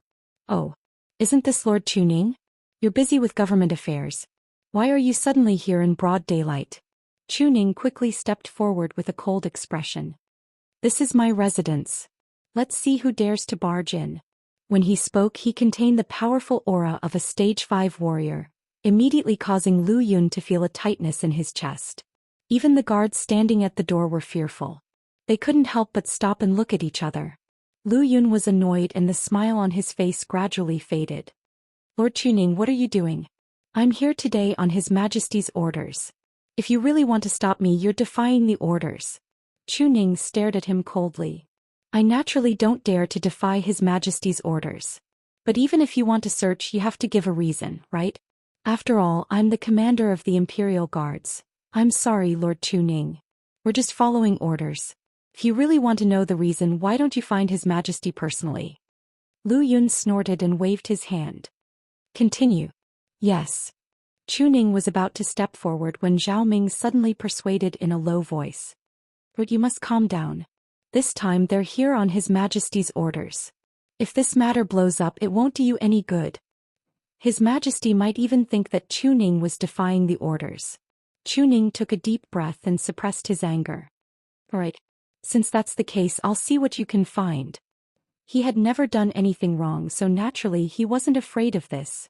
But why did His Majesty suddenly act like this? Lu Yun saw Chuning lowering his head and felt smug. During this period of time, Lu Yao had been harmed miserably by the Chu family. The worst ones were Chuning and Chu Luiyue. If they hadn't deliberately stirred up trouble, Lu Yao would still be in control of the Chu clan's finances. How could they have fallen to the point where they were hated by everyone? He wasn't on good terms with Lu Yao, but Lu Yao was still a member of the Lu family. Her reputation was ruined and the Lu family was implicated as well. More importantly, she still had to go back and ask the Lu family for money to fill those holes. He was dissatisfied with Lu Yao and even more resentful of Chuning and his daughter. Now that he had a chance to deal with them, he would definitely not miss it. Dong. The door was slammed open. Numerous guards swarmed in. Lu Yun flashed a provocative smile at Chuning, then stepped inside. Chuning frowned and followed closely behind. The group of people had already spread out, quickly and violently searching the courtyard and rooms. Lu Yun stood in the middle of the courtyard, hands behind his back, issuing orders without pause. That room. Go in and look for it. And the one next to him. We've searched thoroughly. Did someone go to the backyard? If you find anything out of the ordinary, report it immediately. Chuning was standing not far away. She clearly saw those people throwing out many things from his bedroom. Mattresses, bookshelves, clothes. Even things like tea sets, brushes, and ink were thrown on the ground outside. Many things were broken and the floor was in a mess. Lu Yun turned around to look at Chuning. When he saw the latter's ugly expression, he couldn't help but move closer and persuade him proudly. Lord Chuning, don't be angry. This is His Majesty's decree. Instead of being angry, why don't you think about what your precious daughter has done? Chuning's gaze sharpened as he stared at Lu Yun. What did you say? Lu Yun shrugged nonchalantly. Chuning's brows furrowed even tighter. He never thought that this matter had something to do with you, or what did you do for His Majesty to issue such an order? While he was thinking, he suddenly saw those people about to rush into Chu Liyue's room. How dare you? Chuning shouted sternly. In a flash, he appeared in front of those people. Lu Yun raised his brows. Oh, Lord Chuning, are you really going against His Majesty? Chuning's gaze swept across the crowd as he enunciated each word clearly. You can search if you want, but if you dare to damage anything in here, don't blame me for being merciless. His aura was extremely strong, and coupled with his stern voice, it made everyone fearful. Even Lu Yun couldn't help but shudder as he forced himself to speak. Didn't you hear me? Be careful. Chuning finally moved aside after hearing his words. Those people no longer had the excitement from before and they walked in carefully. Chuning stood at the door, his gaze like a sharp blade scraping back and forth between them. Lu Yun felt very aggrieved, but he also knew that if he angered Chuning, he wouldn't have a good ending. Thus he could only swallow his anger. When they found something, he would definitely ask His Majesty to punish Chuning severely. Chuning stared at these people's movements as he kept thinking about why His Majesty suddenly did this. You went to Tai Yen Academy 10 days ago and hadn't been home during this period. What were they looking for here? Just as Chuning was puzzled, someone suddenly shouted from outside, "Master, Lord Lu." Found it. Chuning was shocked and immediately turned around. He saw a guard suddenly run over from the backyard and quickly rushed to Lu Yun, presenting the item in his hands. "Lord Lu, please take a look." Lu Yun picked up the hairpin and took a closer look. His expression changed and he sneered at Chuning. "Lord Chuning, the evidence is conclusive. What else do you have to say?" Chuning quickly walked over. "What are you talking about? Lord Chuning, why are you acting dumb?" Lu Yun raised the hairpin in his hands and sneered. "This hairpin is the fourth princess's accessory, but it has now appeared in your backyard. Are you still going to deny it?" Chuning was stunned for a moment before he suddenly understood. Fourth Princess Rongzhen went missing, and His Majesty even put the Empress under house arrest because of it. Not many people knew about this, but as the Imperial Guard's commander-in-chief, he was well aware of it. And now, the missing fourth princess's accessory had been found in their house.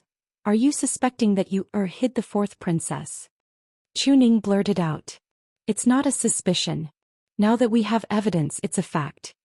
Lu Yun put away the hairpin and looked at him mockingly. "Lord Chuning, please come with us." Prince Li's mansion. Rongxia was taking a nap on a rattan chair when Umo quickly ran over. "Your Highness, Lord Chuning has been arrested." Mobile users, please browse for a better reading experience from Love Network.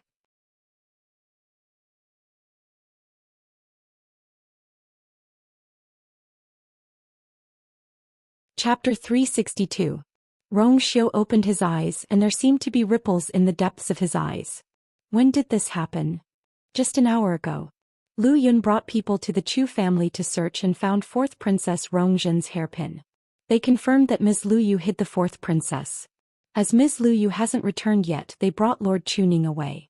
They should be in the palace by now. Umo quickly explained the situation. He glanced at his master's expression and asked tentatively, "What's the matter? Master, what do you think we should do now?" Rongxia's thin red lips curved up into a perfect arc with some laziness.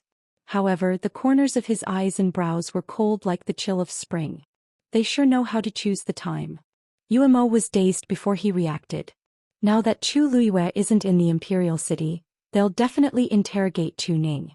In addition, they've found the so-called evidence, so they'll be even more confident. Chuning might suffer a lot. Now that Mu Qinghe is still in the imperial city, even if Chu Luiyue comes back, they won't dare to do anything to him. However, they can still make Chu Luiyue suffer if they target Chuning. "You're saying that they're planning to take this opportunity to take revenge?" Rongxiu lightly said. "Rongxiu is missing. Si Meng is exposed and the Empress is in danger. Naturally, they won't give up this opportunity." To the Empress, it wasn't important whether she could find Rongzhen or not. The important thing was to find out who hid Rongzhen. It was obvious that they were planning to push all the blame to Chu Luiyue. This way, part of Emperor Jiawen's anger would definitely be transferred to Chu Luiyue. Even if Chu Luiyue had Mu Qinghe's relationship and Emperor Jiawen wouldn't dare to do anything to him, it would still be beneficial for the Empress and the rest to escape punishment. Umo worriedly asked, "Why? In that case, aren't they planning to bite Ms. Luiyue and Lord Chuning to death?" Rongxiu's smile turned cold. "That's why there's that hairpin." Umo sucked in a cold breath. "You're saying, roar." A low and angry roar was suddenly heard. Umo looked up and saw a strong white lion suddenly appear in front of him. Shueshue. There was a fire in its icy blue eyes. Rongxiu glanced at it and Shueshue walked over and lay beside his feet. "Since the Empress want to make a fuss, let's let her. Fourth princess must be lonely and scared recently. You should go and play with her later." Rongxiu's voice was as cold and low as usual. His last syllable was slightly raised with a hint of laziness. Shueshue of mastered, Shueshue. Shueshue licked its claws unwillingly. That Rongzhen was dirty, smelly and only knew how to squeak. It really hated her. Unfortunately, it didn't dare to disobey its master's orders. Sigh, I miss someone so much. Thinking of this, Shueshue lifted her head and looked at Rongxiu. Rongxiu glanced at it. No. Shueshue's huge head shook and moved closer as if trying to act cute. Xiao's voice was slightly cold. She played with you for a long time last time, right? Seems like you think it's too much? Xue's body stiffened. He had actually been discovered. Didn't it just let Tu Luiwei accompany it in the forest for a while? It had not seen her for a long time. Xue stood up and left resentfully. Umo glanced at it and actually felt that its huge and muscular back revealed a trace of sadness. He coughed and retracted his gaze. Master, about Lord Chuning. Third brother doesn't seem to be doing anything recently, Xiao suddenly said. Umo was dazed and nodded. Yes. His Majesty hasn't let the third prince leave the imperial city. Everyone thinks that he wants to take over the third prince's military power, so there aren't many people who interact with him. Xiao picked up the book beside him and casually flipped it open. That's good too. Did the Northwest Army get in touch with him? According to your instructions, everything is going smoothly. Besides, the third prince doesn't know about this. Umo was confused as he spoke. Your Highness, aren't you worried that you're helping the third prince like this? Rongjio has military power in his hands. If things continue to develop, nobody knows what Rongjio will do. The Empress and the Crown Prince should be worried. Rongjio flipped open a page of the book and seemed to be unconcerned about this. Go and tell third brother about the fourth princess. Yes. Palace. Emperor Zhou sat at the head of the table while the Empress sat at the side. She was holding the hairpin that Lu Yun found as tears streamed down her face. This is indeed Zhen's. I gave it to her on her 13th birthday. Her nickname is engraved on it, so there's no doubt about it. Poor Zhen. I've let her down. Emperor Zhou stared at Chuning sternly. Chuning, what else do you have to say? Chuning lifted his sleeves and knelt on the floor. Your Majesty is wise. I really don't know where this hairpin came from. I also don't know where the fourth princess is now. However, I can use my life to guarantee that this has nothing to do with you. Emperor Zhou was also very conflicted. He knew what kind of person Chuning was. Since he was willing to swear, it meant that he really believed that Tu Luiwei didn't do it. But how could he explain the hairpin? Lord Chuning, take it that I'm begging you. Just tell His Majesty and this consort where Zhen is right now. The Empress looked at Chuning with tears all over her face as if she was heartbroken. As long as she's fine, I won't pursue the other matters. Chuning's face tensed up. Your Majesty, I won't admit to anything that I didn't do. The Empress's eyes turned and she wiped her tears as she tried to ask. Then is it possible that Tu Luiwei did it but you don't know about it?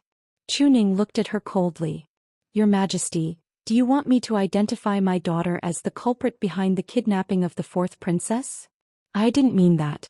Zhen has been missing for a few days, and His Majesty and I are very worried. I don't want to think this way, but this hairpin really can't be denied. Emperor Zhou kept quiet for a long time before he said, That's right. Why don't we wait for Tu Luiwei to come back from Taiyan Academy before we interrogate him together? The Empress quickly gave Rongqi, who was at the side, a look. Rongqi immediately said, Father, you mustn't. If Tu Luiwei really did it, then Lord Chuning will definitely find a way to cover it up. Why don't we lock him up first and interrogate him strictly? This way we won't have to be afraid that Tu Luiwei won't tell the truth when he comes back. Emperor Zhou knitted his brows. The Empress immediately scolded him. Rongqi, how can you treat Lord Chuning like this before the verdict is out? Rongqi said aggrievedly, I'm doing this for Zhen. Emperor Zhou thought for a long time and finally said, Guards, lock Chuning up. Mobile users, please browse and read. A better reading experience comes from Love Network.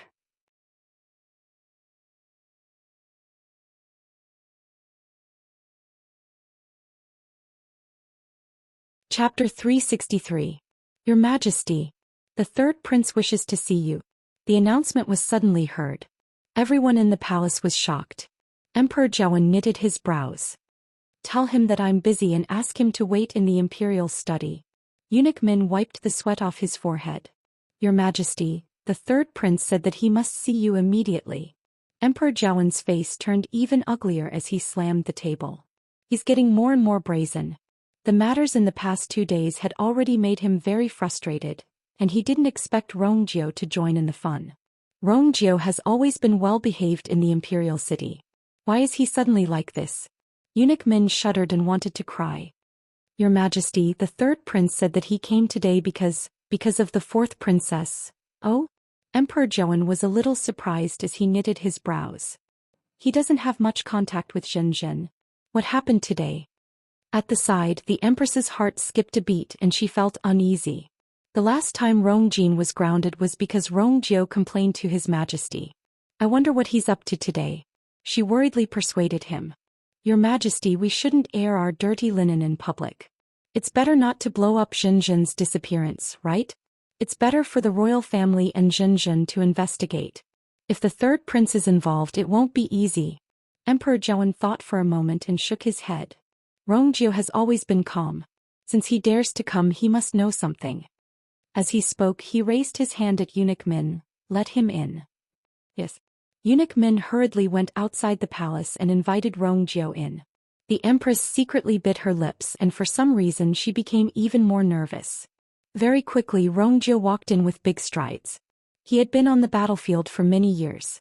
Even though he was only 20 years old and younger than Rongjin, he had a strong physique and a strong aura around him. Even though he was wearing a robe, it couldn't hide his general's murderous aura. This was the aura that one would only have after experiencing a life-and-death battle on the battlefield. Rongjiu's gaze quickly swept across the palace, and it paused on the Empress especially for a moment. The Empress's heart skipped a beat as she hurriedly looked away. Your son greets Imperial Father and Imperial Mother. Rongjiu stood still in the palace, cupped his fists and bowed to Emperor Zhou and the Empress. Emperor Zhou didn't beat around the bush and went straight to the point. There's no need to be so formal. You said earlier that you knew some news about Rongjian. Is that true? Rongjiu nodded. This son requests an audience with Imperial Father today precisely because of this. Emperor Zhou sat up straight. Speak. Rongjiu's gaze landed on Chuning. When I was outside, I heard that Imperial Father was planning to imprison Lord Chuning. Emperor Zhou was confused, but he didn't deny it. That's right. Rongjiu shook his head. Imperial Father, you mustn't do this. You've wrongly accused Lord Chuning. I can confirm that Lord Chuning has nothing to do with this matter. Once she said that, not only Emperor Zhou and the Empress, but even Chuning was shocked. Rongjiu actually came to speak up for me? Chuning quickly recalled in his mind. He didn't seem to have much interaction with the third prince. At such a critical moment, anyone who gets involved will be in trouble. Others can't wait to avoid it, so why is he? Rongjiu, do you know what you're saying? Emperor Zhou's expression instantly became stern, and his voice was filled with authority. Rongjiu's expression didn't change. I know. In actual fact, not only Lord Chuning, but even Chu Liwei also has nothing to do with this matter. The Empress finally couldn't hold it in anymore. Third Prince, do you know that Lu Yun has already found Jinjin's hairpin in Chuning's house? The evidence is conclusive and you can't deny it. Why are you speaking up for Chuning and his daughter like this?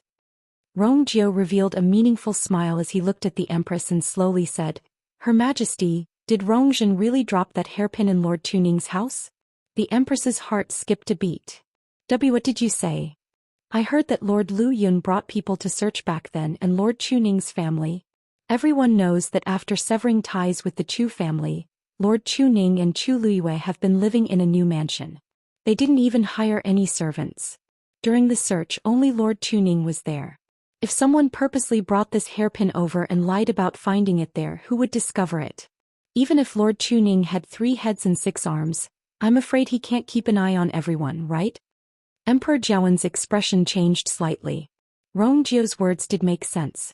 The Empress secretly tightened her grip on the chair's armrest. Third Prince, this hairpin was found in the backyard. Many guards at that time can testify. Could it be that they are all lying?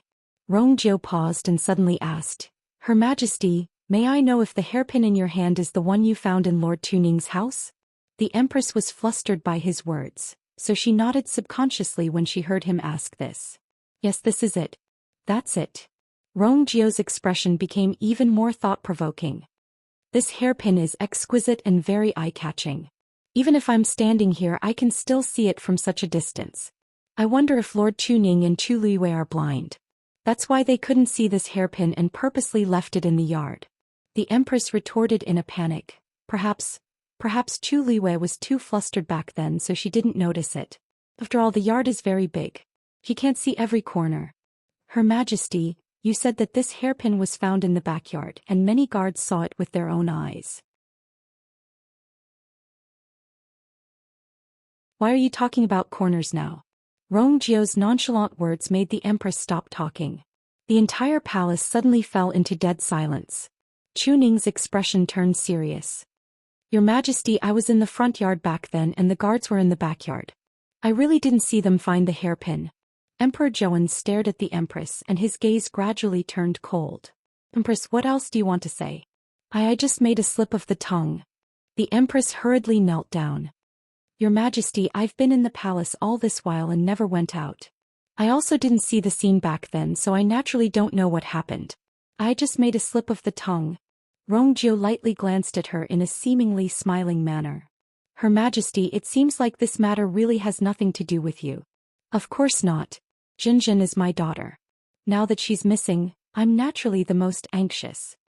Hatred flashed across the Empress's eyes. Now she could tell that Rongjiu came here today to drag her down completely. She looked up and anxiously looked at Emperor Zhou. Your Majesty, everything I said is true.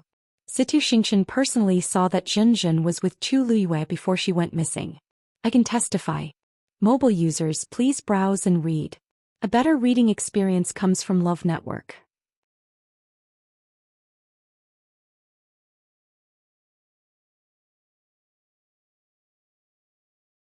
Chapter 364. This sentence was no different from a sudden clap of thunder, suddenly exploding. Everyone in the hall was shocked. Even Rongjiu knitted his brows slightly. Emperor Zhou asked in a low voice, "Why are you here? Are you telling the truth? Xianxia really said that?" The Empress nodded repeatedly. "If you don't believe me, you can ask Xianxia." Chu Ning suddenly said, "Your Majesty, where did you hear this from?" Of course, Xianxia said it herself. At this point, the Empress couldn't care less and could only confess that she had been communicating with Rongjin. Xianxia told Rongjin about this and Rongjin told her about it. I know I'm in the wrong, but Rongjin did it for Rongjin. Your Majesty. Emperor Zhou felt his head hurt. Things seemed to be getting more and more complicated. Everyone had their own version of the story and what they said differed greatly. Someone must be lying, but he couldn't immediately tell. Seeing that Emperor Zhou's expression wavered for a moment, the Empress immediately said, "Don't worry. Your Majesty, Xianxia already knows about Rongjin's disappearance. This time she plans to come back with Rongjin to help find Rongjin. Why don't we wait for them to come back and confront each other?" Emperor Zhou disagreed. Chu Liwei is going to Taiyan Academy for a month, and only 1/3 of the time has passed. If we keep waiting for her, Rongjin, Your Majesty, will be back soon. She said earlier that she would only be gone for 10 days, Chu Ning said. These words surprised the others. Chu Liwei only stayed for 10 days for such a rare opportunity? Emperor Zhou kept quiet for a while and finally decided. Since that's the case, let's wait for them to return and ask them together. The Empress finally heaved a sigh of relief. Her body went limp and she almost fell to the ground. With Xianxia as a witness, Chu Liwei definitely can't escape this time. At that time, even if she didn't die, she would still make her lose a layer of skin. Imperial Father is wise. This way they would definitely be able to find Rongjin as soon as possible, and Lord Chuning wouldn't be wronged for no reason. Lord Chuning has always been loyal to you. It wouldn't be good if Lord Chuning's feelings were hurt because of some misunderstanding, said Rongjiu as he cupped his fists. The hall fell silent for a moment. Everyone knew that the so-called misunderstanding was caused by the Empress. Emperor Zhou's gaze became much darker. All of you can leave first. The Empress stayed. Chuning walked out of the palace and thanked Rongjiu solemnly. Thank you for your help this time, Third Prince. Otherwise he might really be locked up. Rongjiu looked nonchalant. Lord Chuning, there's no need to be so polite. I'm helping you because I'm helping myself. Chuning was taken aback. He did not expect Rongjiu to be so honest.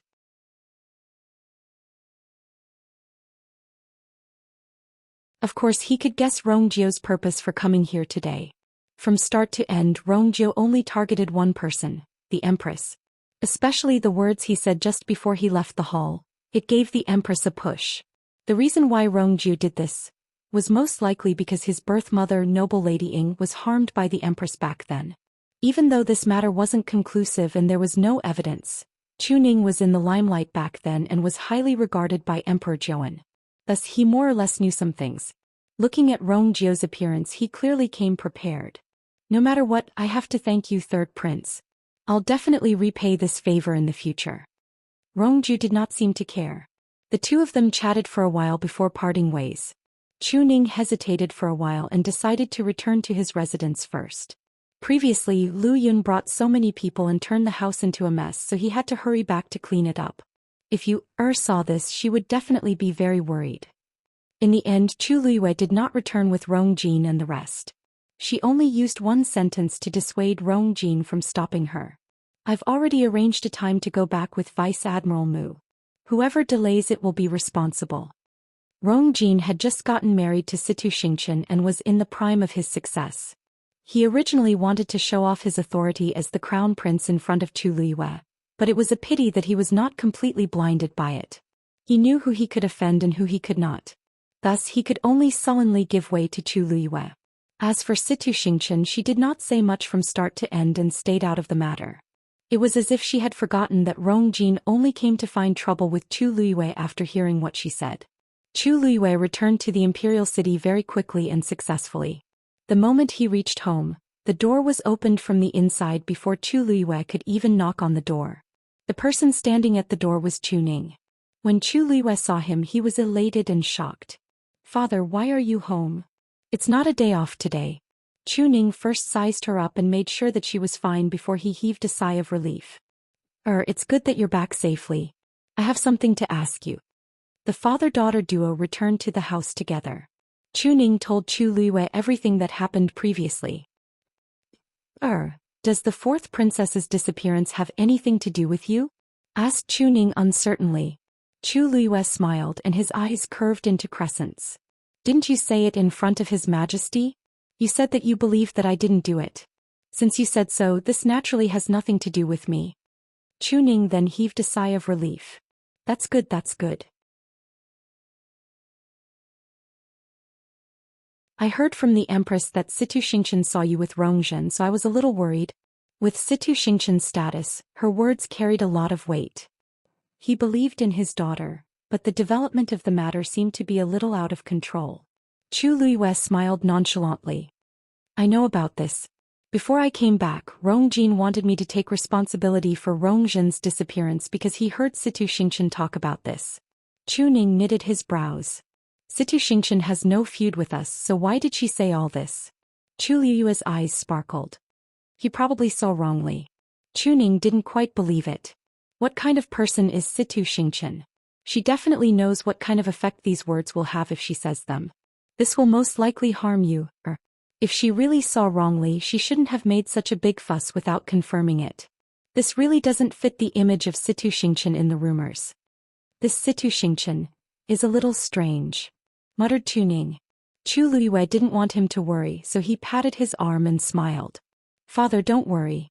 I know what I'm doing and won't let anyone bully me." Chu Ning's worry didn't completely disappear because of this. "But His Majesty said that he wants you to confront each other when you come back. What should we do?" "If Situ Xingchen insists that you did it." Chu Liyue's lips curved up slightly. "By pleasure." Digression. She felt hungry as she wrote, so she ran to wolf down another bowl of noodles. Writing is really tiring. Mobile users, please browse and read. A better reading experience comes from Love Network.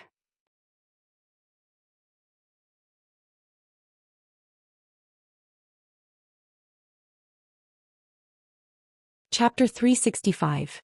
Chu Liyue then went to visit Mu Qinghe, but she found that he wasn't at his residence. She waited outside the barrier for a while, but there was still no movement, so she turned around and left. He felt a little strange.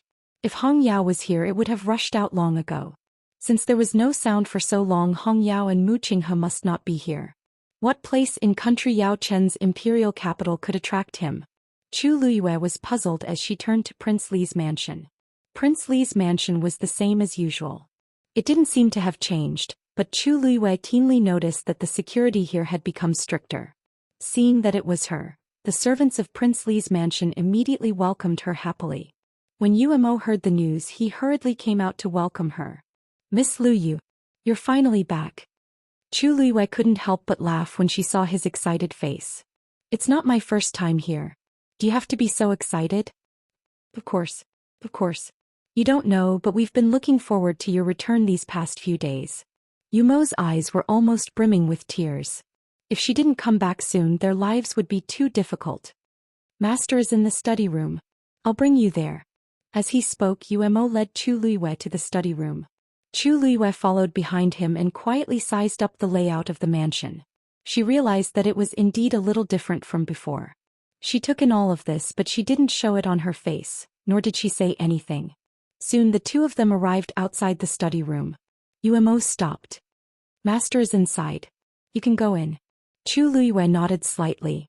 Just as she walked to the door, a white figure flashed in front of her. She was very surprised. Shui. She hadn't seen Shui since she left the imperial capital. She really missed it. Shui looked at her with its tail wagging, its eyes filled with joy. It was obviously very happy about her return. It jumped twice on the spot and couldn't help but run 2 laps around Chu Luiwei. Chu Luiwei chuckled. All right, I know what you want." As she spoke, she stretched out her hand, intending to pat Shui's head. Shui obediently moved its huge head closer. Whoosh!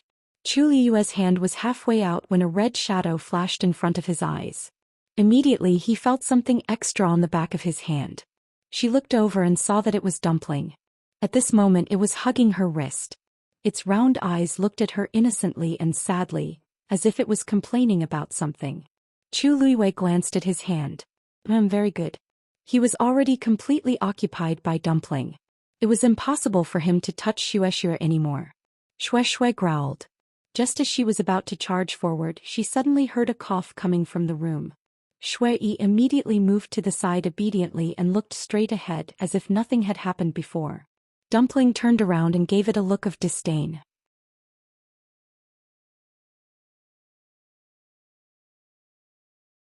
Chu Luiwei was speechless. She looked at the door of the study and walked forward. Creak, the door of the study opened. Chu Luiwei saw Xiao sitting behind the table. He was wearing a black cloak and his face was a little pale. There was a cup of hot tea beside him and a book in his hand. He just sat there quietly, and there seemed to be an indescribable aura lingering around him. He was gentle and calm like a gentleman. Hearing the sound of the door being pushed open, he raised his head. The moment he lifted his eyelids, there seemed to be countless stars flickering in his deep and clear eyes.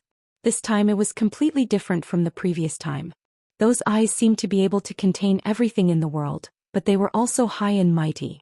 Noble and lazy, looking down on the world. The moment their eyes met, Chu Luiwei could clearly hear her heart beating violently. The blood in her eardrums surged and seemed to be buzzing. Xiao's lips curved. "You're back." Chu Luiwei nodded slightly. "Yes." Xiao raised his sword-like eyebrows slightly. The door behind Chu Luiwei was suddenly closed. The dazzling sunlight was blocked outside the door. Xiao opened his mouth and his voice was as cold as jade striking against each other. "I thought you wouldn't have time to come until tomorrow." Chu Luiwei was stunned. Then an incredible idea came to her mind. Xiao was jealous. Based on his means and strength, she was probably already under his control from the moment she returned to the capital. However, she first went to see her father, then went to visit Wuxia and finally came to Prince Li's mansion. Xiao seemed to be unhappy because of this. Chu Luiwei couldn't help laughing. "How could I?" Xiao's eyes moved slightly, but he didn't say anything. Chu Luiwei approached him step by step. Until there was only a table between them, she bent down, put her hands on the table and approached Xiao. The two were so close that they could almost hear each other's breathing. Chu Luiwei could even smell the familiar cold fragrance on him. Her heart beat faster, but her eyes were as bright as the Milky Way. "The reason why I came to see you last is because..." She didn't finish her words, but suddenly leaned closer and kissed Xiao's lips. It was cool and hot, slow and urgent. Xiao didn't seem to expect Chu Luiwei to suddenly do this, and he was stunned for a moment. Chu Luiyue whispered softly, and her voice was broken between her lips and teeth. That's the answer. Of course, she missed him and wanted to come back to see him as soon as possible. But there were some things that needed to be dealt with first. Otherwise, the two of them would only meet for a short time, and she would have to busy herself with other things. So she might as well settle all the messy things on hand before coming. Without any burden, she felt refreshed. The only thing she didn't expect was that she missed Rong Xiu more than she imagined. It wasn't obvious when she was in Tai Yen Academy, and it wasn't obvious on the way back. Even when she just arrived at Prince Li's mansion, she didn't think much of it. But the moment she saw Rong Xiu, an overwhelming longing suddenly surged in her heart. The longing that she had intentionally or unintentionally suppressed instantly drowned her. Her mind seemed to be blank and there was only one thought left. Kiss him. Only when she touched his soft and cool lips did she finally feel at ease. After a while, when she saw that Rong Xiu didn't move, she bit him lightly in a fit of pique. Rong Xiu reached out to pull her and at the same time counterattacked. However, Chu Luiyue lightly licked his lips and quickly moved away. She leaned toward his ear and gently placed her hand on his cloak as she softly asked, "Why are you here? Rong Xiu, aren't you hot? Oh, I almost forgot. Prince Li is seriously ill and now is the time to recuperate. He can't think." Rong Xiu's eyes instantly darkened. The next moment he suddenly grabbed Chu Luiyue's chin with one hand, tilted his head and kissed her fiercely. If he could still tolerate this situation, he would really be sick. Mobile users, please browse for a better reading experience from Love Network.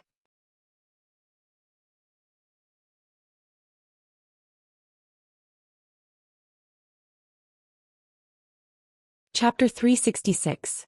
After Rong Xiu was satisfied, he finally let go of Chu Luiyue slowly. He lowered his eyes and looked at the girl's red and slightly swollen lips. He rubbed his fingers affectionately and spoke lazily in a hoarse voice. Looks like you made the right decision." Chu Luiyue snapped out of her daze and immediately glared at him. However, her watery eyes didn't have any fierceness. Instead, they looked even more breathtaking. Rong Xiu chuckled and kissed her again before finally letting go. "Come here." Chu Luiyue walked around the table to his side and leaned over to look at the book he had put aside. "What are you looking at?" Every time she came, Rong Xiu seemed to be reading. She glanced at it and saw that it seemed to be a biography. Rong Xiu held her slender waist and pulled her into his arms. Chu Luiyue leaned against his chest just like that. Rong Xiu rubbed her waist with one hand and took the book with the other. "Do you want to read it?" Chu Luiyue felt that Rong Xiu's hand seemed to have magical powers. He only pressed her waist twice and a wave of heat spread through her body. She felt as if her entire body had gone limp and relaxed. She relaxed her body and felt that the fatigue she had felt during this period of time seemed to have lessened quite a bit. She took the book and looked up in surprise when she saw the name on it. "You moved out of the academy?" She remembered seeing this book in Yifeng Courtyard. Rong Xiu didn't find it strange that she remembered, so he nodded nonchalantly. "Mother's things have basically been packed, so there's no need to continue living here." Of course, another important reason was that the person in his arms wouldn't be staying there for too long. Chu Luiyue recalled the things he had taken out from Juyo Tower and nodded in understanding. She unintentionally flipped open the book and took a look. Rong Xiu had been pretending to be sick ever since he returned to the imperial capital. He rarely stepped out of Prince Li's mansion and basically stayed here. Hence she was actually quite curious about what Rong Xiu usually read. However, Chu Luiyue was suddenly stunned with just a glance. It was actually a map. And it was a map of the imperial capital. After she was reborn, she had specially investigated the situation of the imperial capital, including the overall terrain of the imperial capital. Hence, when she first saw this map, she immediately recognized that it was a map of the imperial capital. What shocked her even more was the detailed distribution of the military forces on the map. The entire imperial capital's defense situation. Chu Luiyue's heart skipped a beat. So, what Rong Xiu was not reading books every day, she instinctively looked up at Rong Xiu. Rong Xiu's expression was normal, as if he didn't think it was a big deal at all. Chu Luiyue thought that he didn't expect her to be able to understand this thing and couldn't help but tug at his clothes. "Rong Xiu, you read this every day?" Rong Xiu glanced at her expression and his lips curved up slightly. Not every day. I read it occasionally to relieve boredom. Chu Luiyue was speechless. Relieve boredom. What kind of person would think that reading this kind of thing was relieving boredom? With this map, Rong Xiu could easily control the entire imperial capital. If he had the military forces, it was only a matter of time before he broke into the imperial capital. Chu Luiyue's lips moved and finally couldn't help but ask. Why? Are you looking at the map of the imperial capital? She originally thought that Rong Xiu would look shocked, but a smile surfaced on his face instead. He bent down and kissed Chu Luiyue's glabella. You can really understand it. Chu Luiyue instantly felt complicated. Rong Xiu already knew that she had seen through what it was, but he didn't seem to want to hide it at all. You aren't worried that I'll say this? As a prince, it wouldn't be a good thing if Emperor Zhou found out that he had such a thing in his hands. Rong Xiu raised his brows and said matter-of-factly, You're my fiancé. You are this prince's fiancé. If something happens to this prince, you won't be able to escape. Chu Luiyue was speechless. Why does this tone sound like he's saying, You're my woman when you're alive and you're my ghost when you're dead? Rong Xiu lifted his chin. You can continue reading. Chu Luiyue hesitated for a moment and flipped to the back. After looking at it for a while, she realized that they were all similar maps. Even though every map was different, they were all equally detailed. As Chu Luiyue looked at them, she became more and more shocked. These maps, they seemed to involve half of country Yaochen. Perhaps even the military might not have such a detailed map. Chu Luiyue was really shocked. Rong Xiu, look at these. What exactly are you planning to do? If it weren't for the fact that Rong Xiu didn't have any military power, she would have really thought that Rong Xiu was planning to rebel. It's just a boring pastime. Rong Xiu really didn't seem to care. When he saw her shocked expression, he couldn't help but chuckle softly and hug her tighter. Her worried look for me is really touching.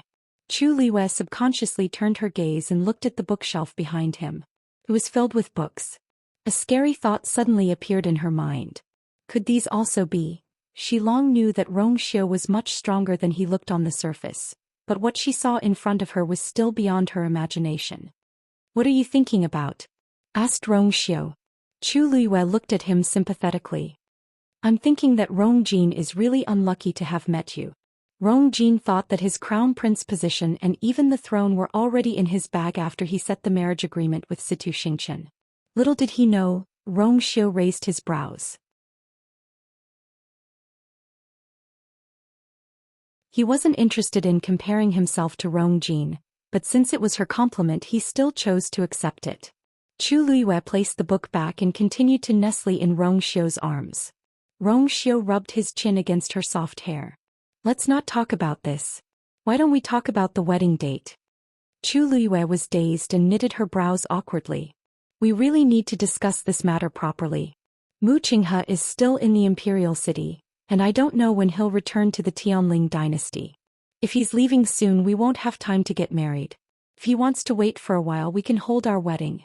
However, I don't know when I'll have to follow him back to the Tianling dynasty. The road ahead is dangerous, and I don't know what kind of situation I'll face when I return. Rong Xiu is involved. It'll be even harder to handle. Of course, I can't bear to leave Rong Xiu, but I have to go back to the Tianling dynasty. She knitted her brows and thought for a long time. Suddenly, she stood up and left Rong Xiu's arms. She sat opposite him with a serious expression. Rong Xiu, I have something to tell you. Rong Xiu looked at her with deep eyes. I'm all ears. The next day, Rong Jin and Zhou Xian finally returned to the imperial city. Chu Luiyue was sitting cross-legged at home. She placed her hands on her knees and absorbed the surrounding heaven and earth force. Suddenly, Eunuch Min's voice came from outside the door. Lord Chuning, Ms. Lu Yu, His Majesty and Her Majesty are waiting in the palace. Please come in. Digression. Yesterday I slept at 3 o'clock again. I was about to go crazy. A better reading experience comes from the Love Network.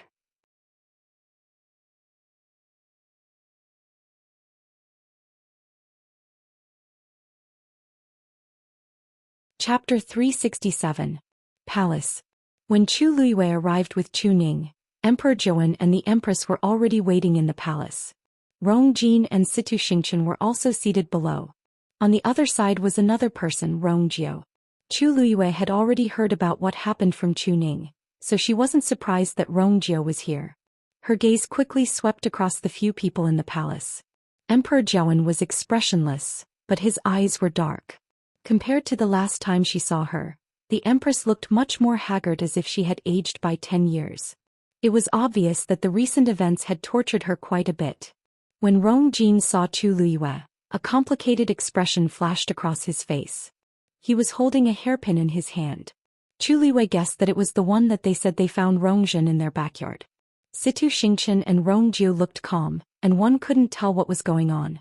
Chu Ning and Chu Luiyue bowed one by one. Emperor Zhou told the two of them to sit down. Okay, since everyone is here, let's start. Emperor Zhou had already lost his patience, so he went straight to the point as he looked at Situ Xingqian. He looked at Situ Xingqian and asked, Xingqian, you previously said that you saw Lu Yu and Jinjin together. Is that true? Situ Xingqian stood up and bowed. Your Majesty, I don't dare to lie, and everything I said is true. As Jiao Tower caught fire that day, I remember it very clearly. After Jiao Tower collapsed, I quickly went back to pack my luggage because Taiyan Academy was leaving the next day. I didn't expect to coincidentally see Rongjie and Chu Luiyue on the way. Emperor Zhou asked, was there anyone else then? There was an elder in a long black robe, but I didn't see his face. Then did you hear what they said? I was quite a distance away, so I didn't hear them. However, I saw that the two of them were very close, so I thought that they were very close. I didn't expect. Emperor Zhou's face turned even colder. The elder in a long black robe who followed them was definitely Si Meng. If Situ Xingqian was lying, how did she know about Si Meng's existence? Actually, when I saw this scene that day, I felt a little strange. Situ Xingqian looked up at Emperor Zhou and hesitantly said, that's because His Majesty had just married Prince Li and Chu Luiyue that day. So when I saw her with Rongjie, I was confused for a long time. Everyone understood. The timing was too special. No matter how close Chu Luiyue and Rongjie were, they shouldn't have been together on the day of Rongjie's marriage. Moreover, who didn't know that there was a conflict between the two of them? It was really suspicious that they were together. Emperor Zhou asked again. And then, did you see where they went? Situ Xingqian shook her head. At that time I only took a glance from afar. Because I was in a hurry to go back, I left. I don't know where they're going.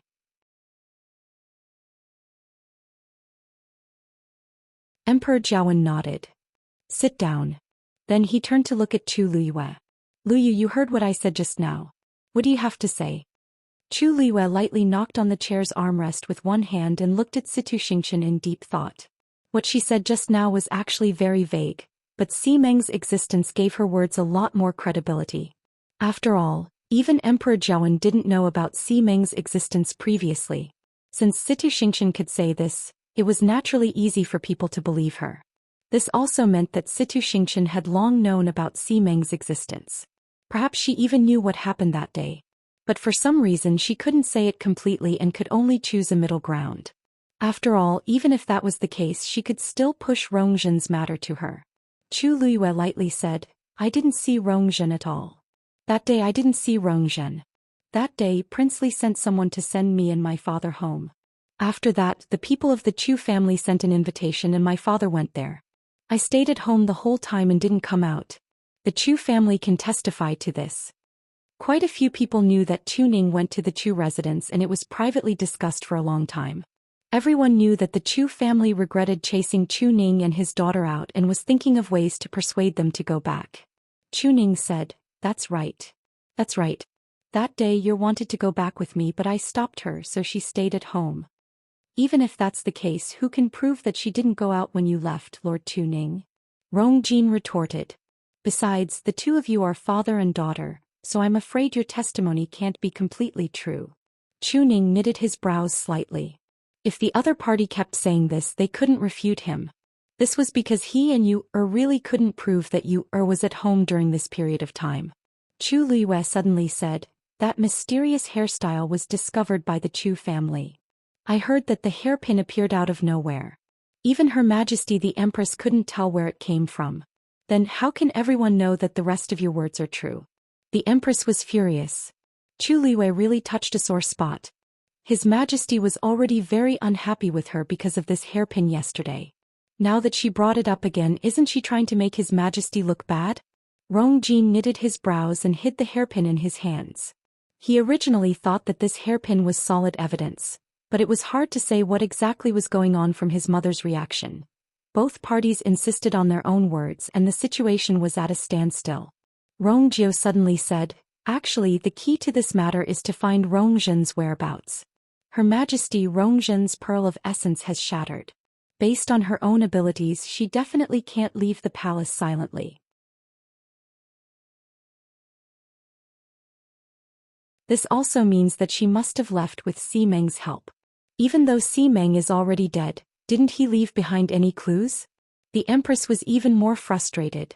She knew that every time she mentioned Si Meng, it would make His Majesty even more unhappy and disgusted. But now if she wanted to push all the blame to Chu Liyue, Si Meng was a very important person. She rubbed her temples and said, "No. Si Meng died suddenly. Si Meng died very suddenly." Speaking of this, she suddenly paused and looked at Tu Liyue suspiciously. "Oh right. Speaking of which, Si Meng is a stage 5 warrior and normal people aren't his match. The person who can kill him so quickly must be very strong. There aren't many people with such standards in the entire imperial city." Chu Liyue raised his brows and smiled as he asked, "Why? Does Her Majesty suspect that I killed him? Aren't you thinking too highly of a rank 2 warrior like me?" Love Network provided a better reading experience.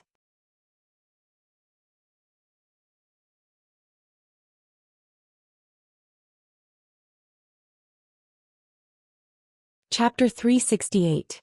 The Empress smiled coldly. "You're indeed just a stage 2 warrior, but everyone in the Imperial City knows that you can win against a stage 4 warrior.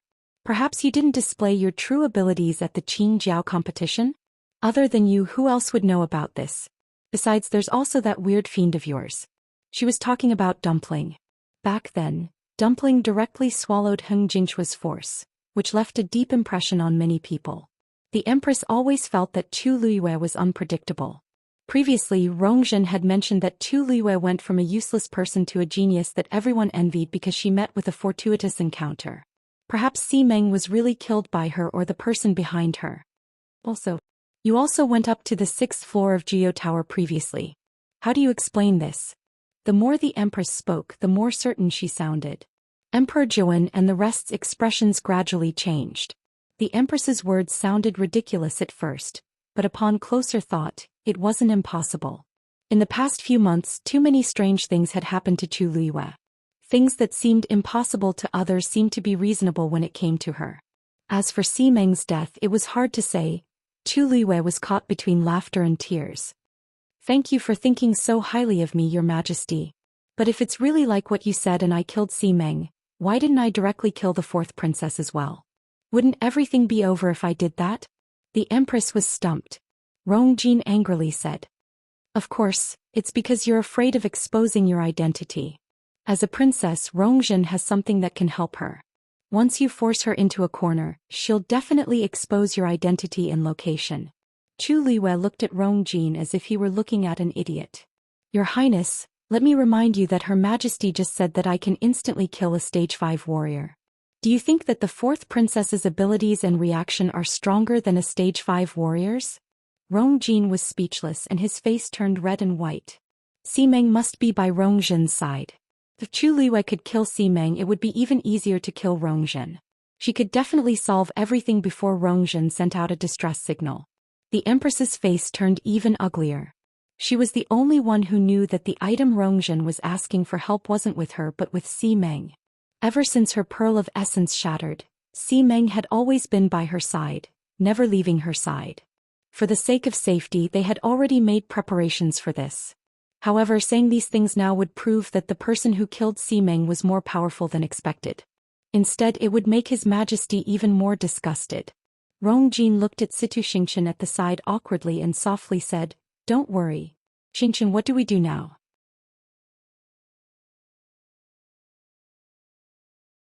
Situ Xingchen sneered in her heart and her hatred for Rong Jin increased. Rong Jin was even more brainless than she expected. She had no idea how he had managed to sit on the crown prince's position for so long. Situ Xingchen looked down and her eyelashes fluttered as she innocently and sincerely said, Your Highness, I only saw what happened. Your Highness, Xianxia only saw that much that day. I've already said what I can, but there's more that I'm powerless to do. Rongjin was a little anxious. According to what you said, Rongjin must have been hidden by Chu Liyue, but she doesn't admit it now. Your Highness, I didn't say that. It's just that you said that the fourth princess met with trouble, so I unintentionally told you about this. Is it because that elder's identity is a little troublesome? Situ Xianxia discreetly removed herself from this matter. However, Rongjin didn't realize this at all. On the contrary, Situ Xianxia's words reminded him of something. Chu Liyue, you've said so much, but you still haven't proven your innocence. On the other hand, Xianxia has never been to country Yaochun before, so she doesn't know about Simeng's existence. If she's lying, how did she know about Simeng? Besides, she has no feud with anyone involved in this matter, so why would she frame you? On the other hand, Rongjin offended you before, so you probably want to use this chance to take revenge, right? Chu Liyue's gaze landed on Situ Xianxia and he smiled meaningfully. Your Highness, you're right, but I really don't understand. Eldest Princess Situ and I have never interacted before, and we don't have any feud. I really don't know why Eldest Princess Situ would frame me like this. Situ Xianxia looked at Chu Liyue calmly, and her expression was as gentle and generous as usual. Miss Chu, I didn't frame you. From the start to the end, I just said what I saw and heard. Chu Liyue's eyes turned and her gaze landed on Situ Xianxia's sleeves. When she saw Situ Xianxia again at Tai Yen Academy, she realized that Situ Xianxia had changed her clothes, and the cloud pattern on her sleeves was gone. When she looked at it again today, it was still the same. Chu Liyue didn't believe that Situ Xianxia didn't know that Rongxiu had burned most of his clothes that day. If she didn't feel that she was greatly humiliated, she wouldn't be like this. It was obvious that eldest Princess Situ had shifted her anger onto Lin Mingya. The Empress took the chance to say, Your Majesty, Xianxia's words are indeed more trustworthy. On the other hand, Chu Liyue still doesn't have any evidence to prove where she was that day. From what I see, we won't be able to get anything out of her if this continues. Why don't we lock her up and order someone to interrogate her carefully? We might be able to come up with a different conclusion. The palace fell into a temporary silence.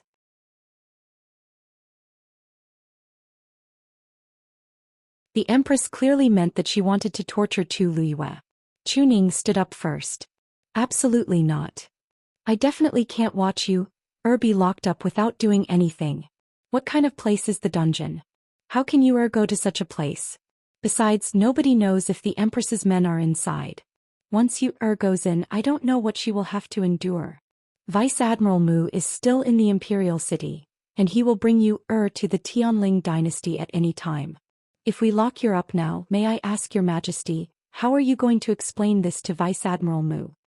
Bringing up Mu Qinghe indeed made the Empress a lot more fearful. Then what do you think we should do? Are we just going to let it pass like this? At this point, Rongjiu, who had been sitting at the side and keeping quiet, suddenly spoke. Actually, it's very simple.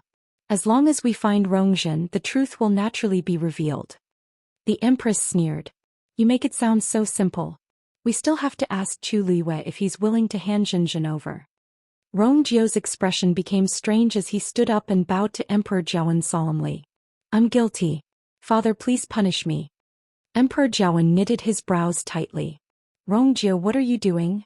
Rongjiu said word by word. I saw the fourth princess a few days ago.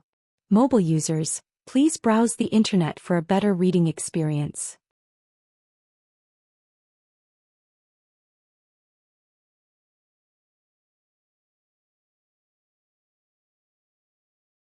Chapter 369. His words were like a clap of thunder.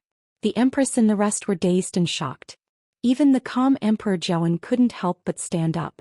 What did you say? You saw Rongjin previously. When and where is it? Rongjiu paused and said, You should ask her this question. Perhaps it's more appropriate for you to ask Her Majesty. The moment these words were spoken, everyone present was stunned. The Empress was confused. Rongjiu, what do you mean? Rongjiu slowly said, I know what she means. I believe the Empress is well aware of what I mean. You clearly know where Rongjin is, so why do you have to pretend that you don't and even create such a big show? The Empress was almost confused by Rongjiu's words. Her exquisite brows knitted together as she stared at Rongjiu. She finally realized that Rongjio was here to go against her this time. Her voice instantly turned cold, and it had the usual sternness of the harem. Rongjio, do you know what you're saying? Ever since Rongzhen went missing, I've been worried day and night. Even now I'm still worried about her. You have no evidence, so how can you say such things? As she spoke, she turned to look at Emperor Zhou, and her eyes were filled with anger and sadness.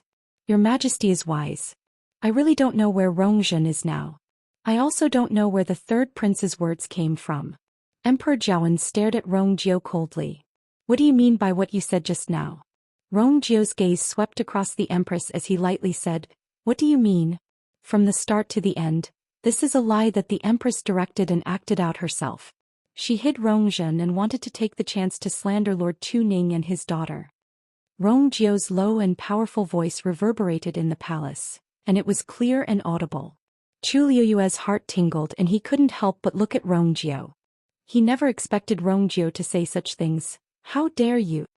After the shock, the empress finally recovered her senses. She had nowhere to vent her anger, so she couldn't help but curse. What nonsense are you spouting? Rongjio, where do you think this place is? Who do you think this consort is?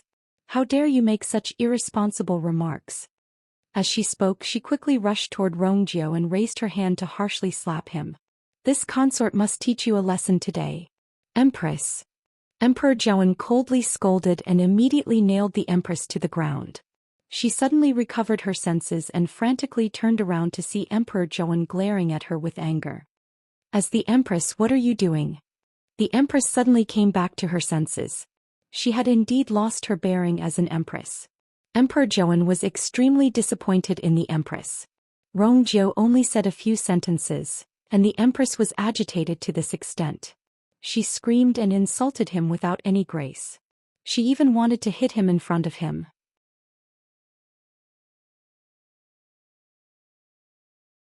What was the difference between her and those shrews on the streets?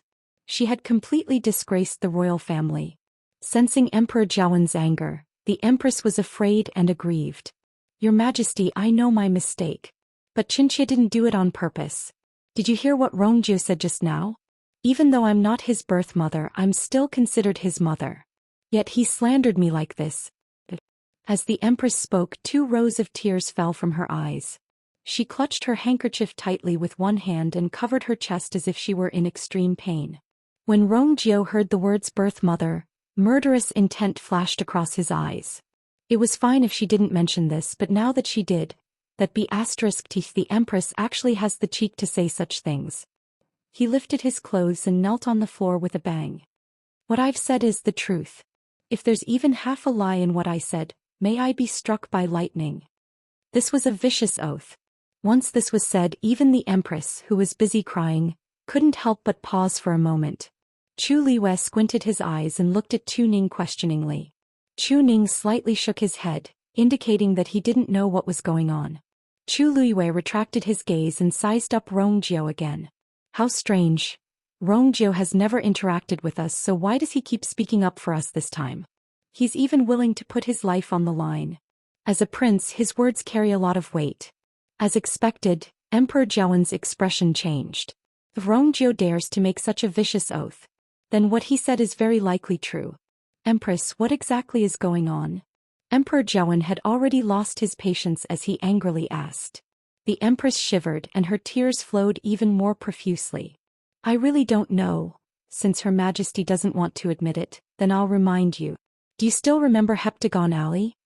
Asked Rongjio lightly. The empress suddenly paused and looked at Rongjio in shock. How does he know that place? Emperor Zhou boomed. If I didn't remember wrongly, Heptagon Alley used to be a very lively place in the imperial city.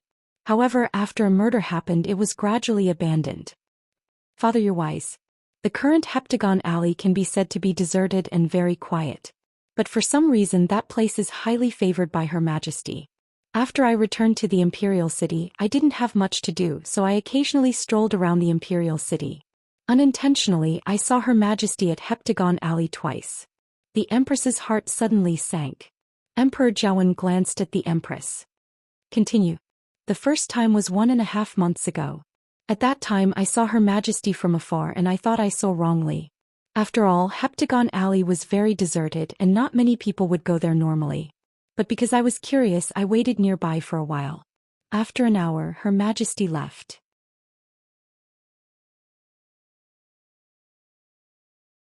I followed closely behind and wanted to see what exactly was going on. However, I shockingly discovered that there was an extremely strong barrier in Heptagon Alley. The Empress's face was already ghastly pale. Rongjin suddenly thought of something and his eyes shrunk. As I was worried that I would be discovered, I left. After a month, which was more than 10 days ago, I was curious and couldn't hold it in, so I went to Heptagon Alley again. I didn't expect to coincidentally see Her Majesty walk out there. Upon hearing this, Chu Liwei also looked at the Empress and saw her anxious expression as if she had lost her mind. I met her twice in a row, so I couldn't help but be suspicious. However, I didn't have a clue, so I didn't say anything. Coincidentally, I met Rongjin on the streets the day before, and I realized that the last place she went to was Heptagon Alley. Mobile users, please browse and read. A better reading experience comes from Love Network.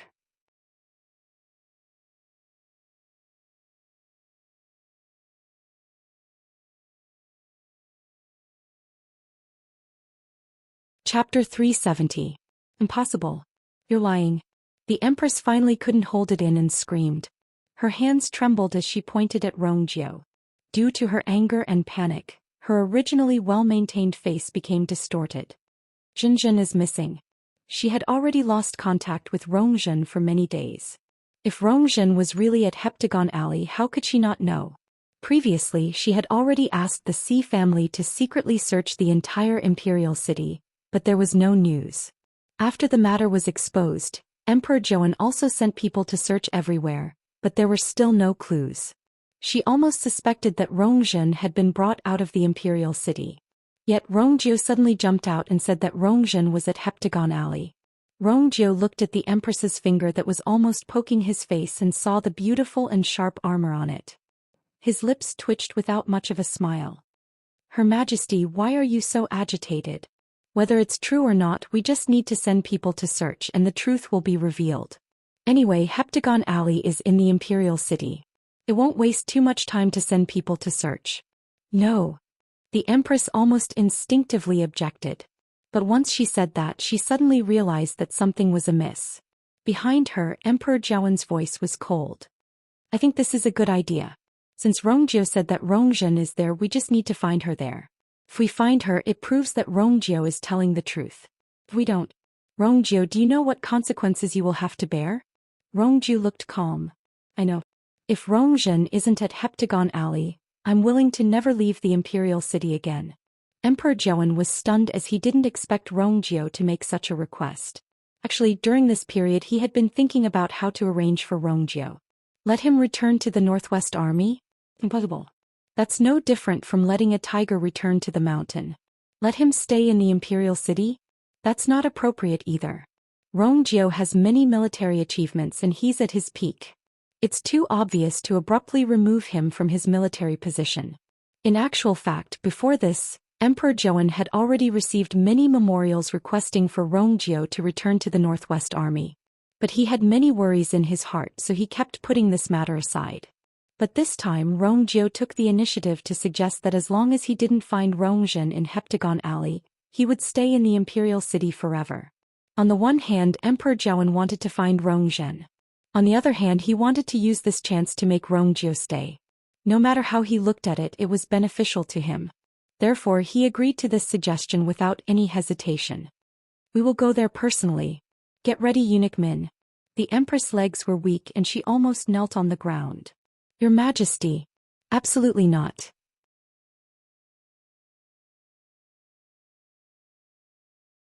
Anyone could tell how guilty the Empress was, and Emperor Zhaowen was no exception. The more this was the case, the more he wanted to go. Empress, I'm just going to find Rongjin. What are your intentions for obstructing me in every possible way?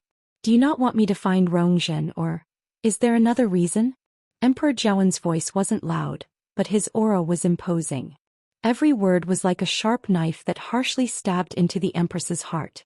She wanted to stop Emperor Zhaowen from going, but in this situation she would seem very guilty no matter what she said. Rong Jin finally recovered his senses and went forward to support the Empress. Imperial Mother. Why do you have to do this? Wasn't it just an ally? If Imperial Father wants to go, why must you stop him? There was no benefit in going against Imperial Father like this. The Empress glanced at Rong Jin weakly and her tears fell again. What does he know?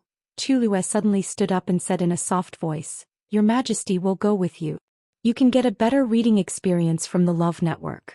You're tuning in to the Zhou Xian's Legacy YouTube channel. Don't forget to subscribe and join us on this journey to catch the most captivating stories.